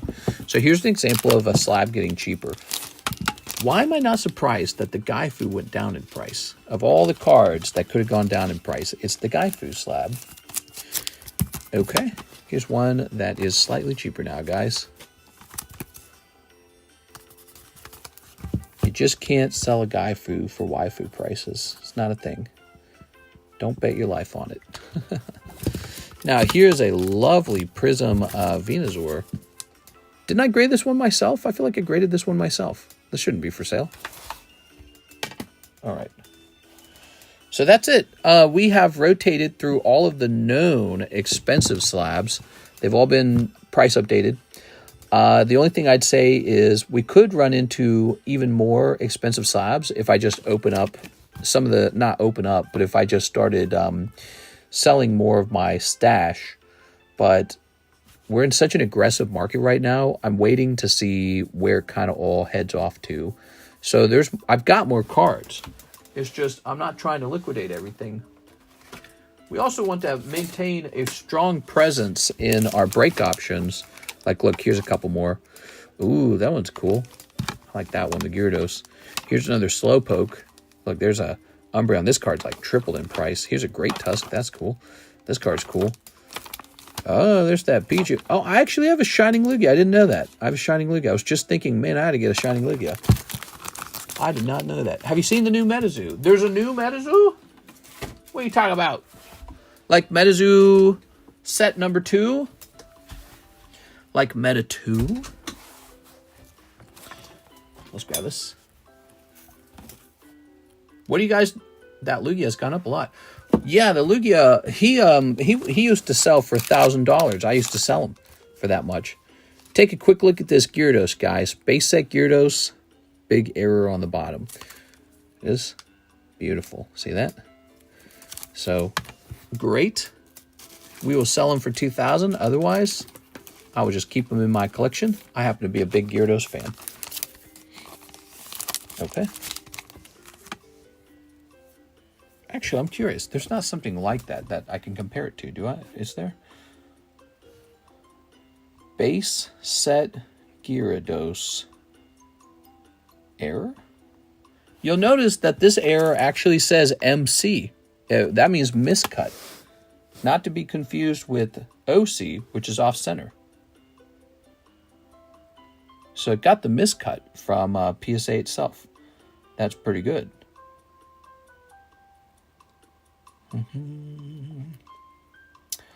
Oh, wow. Wow, there's... okay, so there appear to be 2 for sale. Is that right? Holy, dude. So these 2 have the same card for sale. They want like $20,000. It's the same error. Oh, this one's a bit more severe than mine even, look. But it's the same error, look. See? That one's a bit more severe though, wouldn't you agree? All right. And then this one, here's a similar one, okay. So that one's BGS. I'm sorry, CGC, and they want $20,000. What? I guess I better not sell this for $2,000. I was offering it for $2,000. Was that underpriced? I don't know if mine is worth as much as those other 2 you saw, but I have the actual true miscut. It's not an OC, it's a miscut. I have a miscut Gyarados. What is it worth? I don't know what it's worth. I mean, 20,000 could just be a made-up number, so I like Gyarados. Let me get a mortgage. What a jump. Hot damn. I don't know if that's truly a jump. I mean, I don't know what he sold for. Is there a sales price? Those are some ridiculous prices. They almost don't seem real.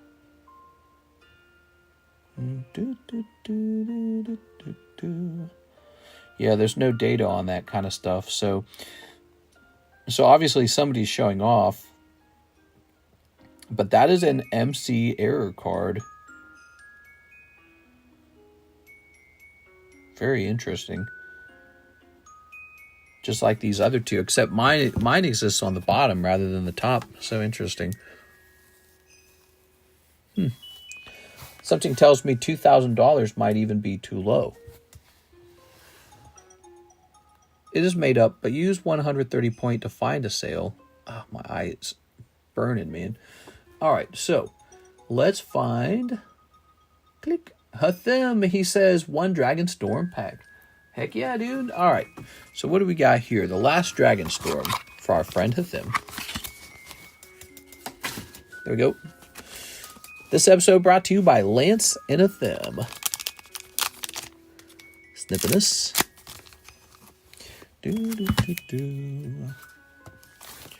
Okay, we got Nausicaa's Spirit of the Wind. Here's Spirit. Narset, Jeskai Waymaster. No way! Dalkoven Encampment. The Sibling Ceremony. Oh, I'm sorry. The Sibsig Ceremony. My eyes were still looking at this one because it was like, that's cool. I do that a lot. Here's Transcendent Dragon. Okay. How about Expensive Dragon? Do you got that? Here's the Sibsig Ceremony. What am I looking at? That doesn't look right. Forest. All right. No way, dude. Uh-huh. We're going to start a new service on our channel. It's going to be called Pokemortgage. A Pokemortgage is when you have me acquire a card that is like $20,000 to $30,000. It's in the minimum $10,000 range. And each card gets its own special red price. And you agree to pay that down over 2 years. Oh, my eye's so itchy. You know, if it's a crazy idea, but if we had done that for people 2 years ago, they would be perhaps still paying it off and doing extremely well. Here's Forest. Teeming Dragon Storm. Oh. Boulder-born Dragon. Dragon Sniper. Look at that Dragon Sniper. Salt Road, Loxodon, Jade Cast, Meticulous Artisan, Swiftwater Cliff, and Salt Road Pack Beast. Okay. All right. Very nice. Teeming Dragon Storm. Ooh. Boulder-born Dragon. Do you feel like you had enough dragons? I think you need more dragons. Thank you, Athim. Athim, I think you need a new bag. I rubbed my eye one time, and now my eye is super, super itchy. What is going on? Is that like cat allergies or something? Oh, no. Itchy eyeball, guys. Dude, that cat is crazy, the outdoor cat. So I found out how he gets into our house. There's like this indoor-outdoor dog flap. It's designed for like a small dog to use, right? And it only goes one way. It doesn't go two ways. I found that out. And he wants into the house so bad, this little cat does. And he's not terribly large. He wants in the house so bad, he bends it backwards. He bends the little dog door backwards. And he can just barely do it, but he manages to force his way into the home. And it's really funny to watch. Here it is. All right. Karis caught it on the security cameras. It is. All right. I bet Hassan will get banned for pulling out his gun. I think Hassan's dad secretly owns Twitch. Maybe. Does no one know the owner of Twitch? Is that not a known thing? Just adopted already. No, we can't. It's the neighbor's cat. But Karis ended up buying a white couch cover because the cat loves to break in and then climb onto the couch with us and sit between us. And ever since she bought that cover, we have caught so many ticks falling off of him. It's so gross. He runs around outside, forces his way inside, which I suppose we could block, actually. We could, like, duct tape it closed, but obviously Karis is not going to allow that. She wants to hang out with this cat. But so you can catch ticks falling off of an indoor-outdoor animal if you have them rest on something like with like a nice, clean white sheet. And, you know, the ticks are super visible at that point. And so he comes in and he brings all these ticks in. It's like, damn, dude, you get a tick bite because of you. All right. He's a billionaire. Hassan helps Twitch CEO get girls. They didn't ban Hassan yet, and he threatened someone random that didn't even say it. All right, let's see. I keep hearing about this Hassan guy. Here's a Them Last Dragon Storm pack. Well, let's see. We need a fresh box for you now. Haha, Dragon Storm. Athim likes Dragon Storm. Ticks, ew, they're horrible. They're horrible. Lyme disease ticks, too, by the way, specifically. Ticks are the worst. Anyways, so, yeah, that's really fun. But yeah, what's this? A very popular socialist streamer. Here it is. What makes him so popular? I don't understand. So he's very political, I suppose, huh? Yes. All right. Very good. Very nice. TCC, would I be able to send you 2 Todd McFarlane autographed Spawn cards to send to PSA? Todd McFarlane Spawn cards to grade with PSA. Yeah, I don't mind. We could try something like that. Try to figure it out. His follower count, yes, American. He is bad. There we go. When I was in college, I believed a lot more in socialism. I get it when people buy into the concepts. I really think balance between wealth redistribution and freedom and competitiveness. I think the balance is where we got to be at, you know? You got to be smart about it. Like, it's possible to do too much socialism and then people don't want to go to work as much. Oh, I watched this amazing video. You guys want me to share it to Discord? And it was this mom who was upset because her children were now considered too old to receive like food stamps or something. And it turned out she revealed she was earning like $4,400 just in the food stamps. And I was like, what the hell? My family could have used that. We had 11 kids. Here's Nature's Rhythm. But anyway, so I feel like there's like a limit to it that makes sense. You can't do too much of it, and there's a point where it goes too far. And often the conversation is how much is too far. It's Temu Battle Crier. You got the Temu Battle Crier. You would not like his content. Here's Bone Devourer. Ooh. Frostcliff Siege. Ooh. Planes. Oh, planes, trains, automobiles. Here we are. Well, I just think that ultimately society should organize itself in a way that keeps people incentivized to not give up. Don't give up. Get out there. Go find work, Go be productive. Go do your part. Contribute. Don't get too comfortable. And there's people who just need that encouragement. But then there's also some people who really feel like they don't have to work. It's not, like they feel like they're entitled to not have to work. And while that's not everybody, I do think it is some people. And those people are like thieves in a way. It's like they just believe your money is their money and that's the way it's got to be. And so that's why I would say, if you're exposed to more people talking that way, you'd probably be like, holy hell, dude. It is poised practitioner. Because not everyone is a sad sob story who was dealt a bad, hand of cards and they just need a little bit of help and, you would be a monster not to help them. Not everybody's like that. Some people are actually like, nah, I'm allergic to work. I don't work, bro. You work. I don't work. Some people have that attitude. And so when you run into it, you go, oh man, that's an ugly attitude. That attitude is so selfish. And you don't want to make it too easy to be that way. You want to make sure that people got to jump through some hoops and keep people on their feet, keep them engaged. Society makes enough money that it definitely can help people, and that's a good thing. But you also don't want to demotivate them. You don't want to give them, like giving an alcoholic a drink, basically. You don't want to give them an incentive to just stay home and give up on life and say, you know what, everyone else will just pay for me. And so there's a limit to everything. Too much capitalism, too much socialism, right? Capitalism has its flaws like environmental damage, too much greed, monopolies. Monopolies are no good. Lack of regulation, and then somebody gets hurt, and the company's like, so what? We're making profits. So there's flaws with both systems. And, if you're a socialist, you probably think that more things should be socialized. And if you're a capitalist, you probably think socialism should be limited.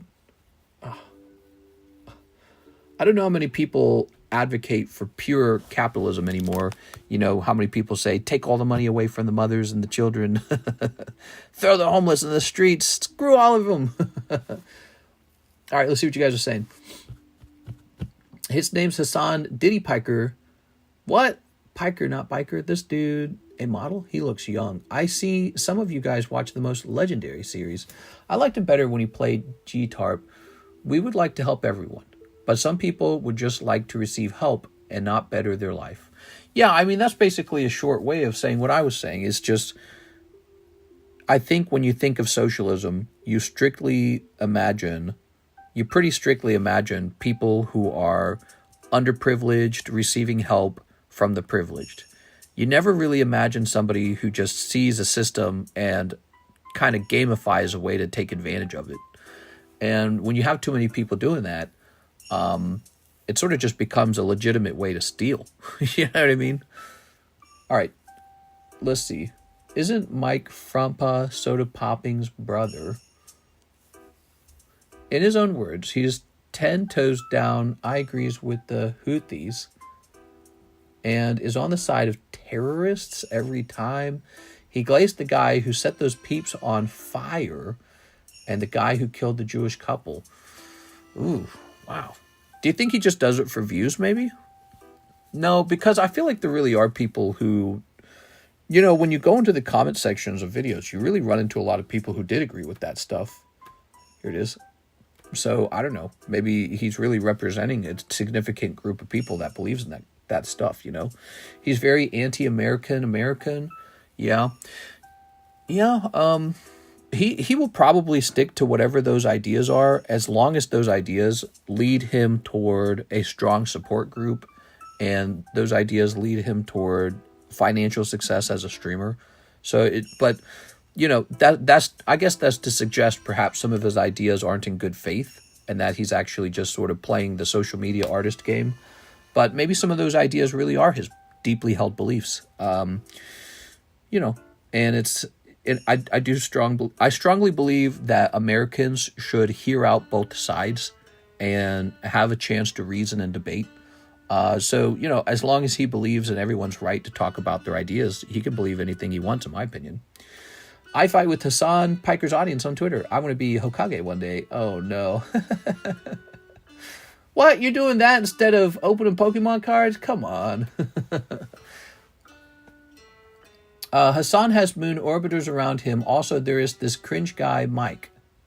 Moon orbiters? Let's see. Yeah, I mean, anyone's allowed to hold on to an idea or talk about how it's such a great idea, but I really feel like that's why debate is such an important and powerful thing in a free world, in a free country, because you need to be able to, you know, have a chance to reason and have a chance to critically think about, you know, what's best for me, what I think works best as a system, what works best as a law. Ideas like, you know, innocent until proven guilty. Ideas like those, you know, they're very important to have a chance to see them and think about them. Well, guys, we've been live for a while. It's 5:06 a.m. And we had a nice short little 3-hour and 15-minute stream. It's the Saturday night stream. Saturday, there's no daytime stream. So usually there's like a 2-hour daytime stream. And then, you know, if you toss the 3-hour nighttime stream on top, that would be like 5 hours. So we are probably wrapping up here for the nighttime stream. Dang, Blackbeard still hasn't moved. Blackbeard's very slow. Maybe it's because people who enjoy mangas do not want Blackbeard in particular.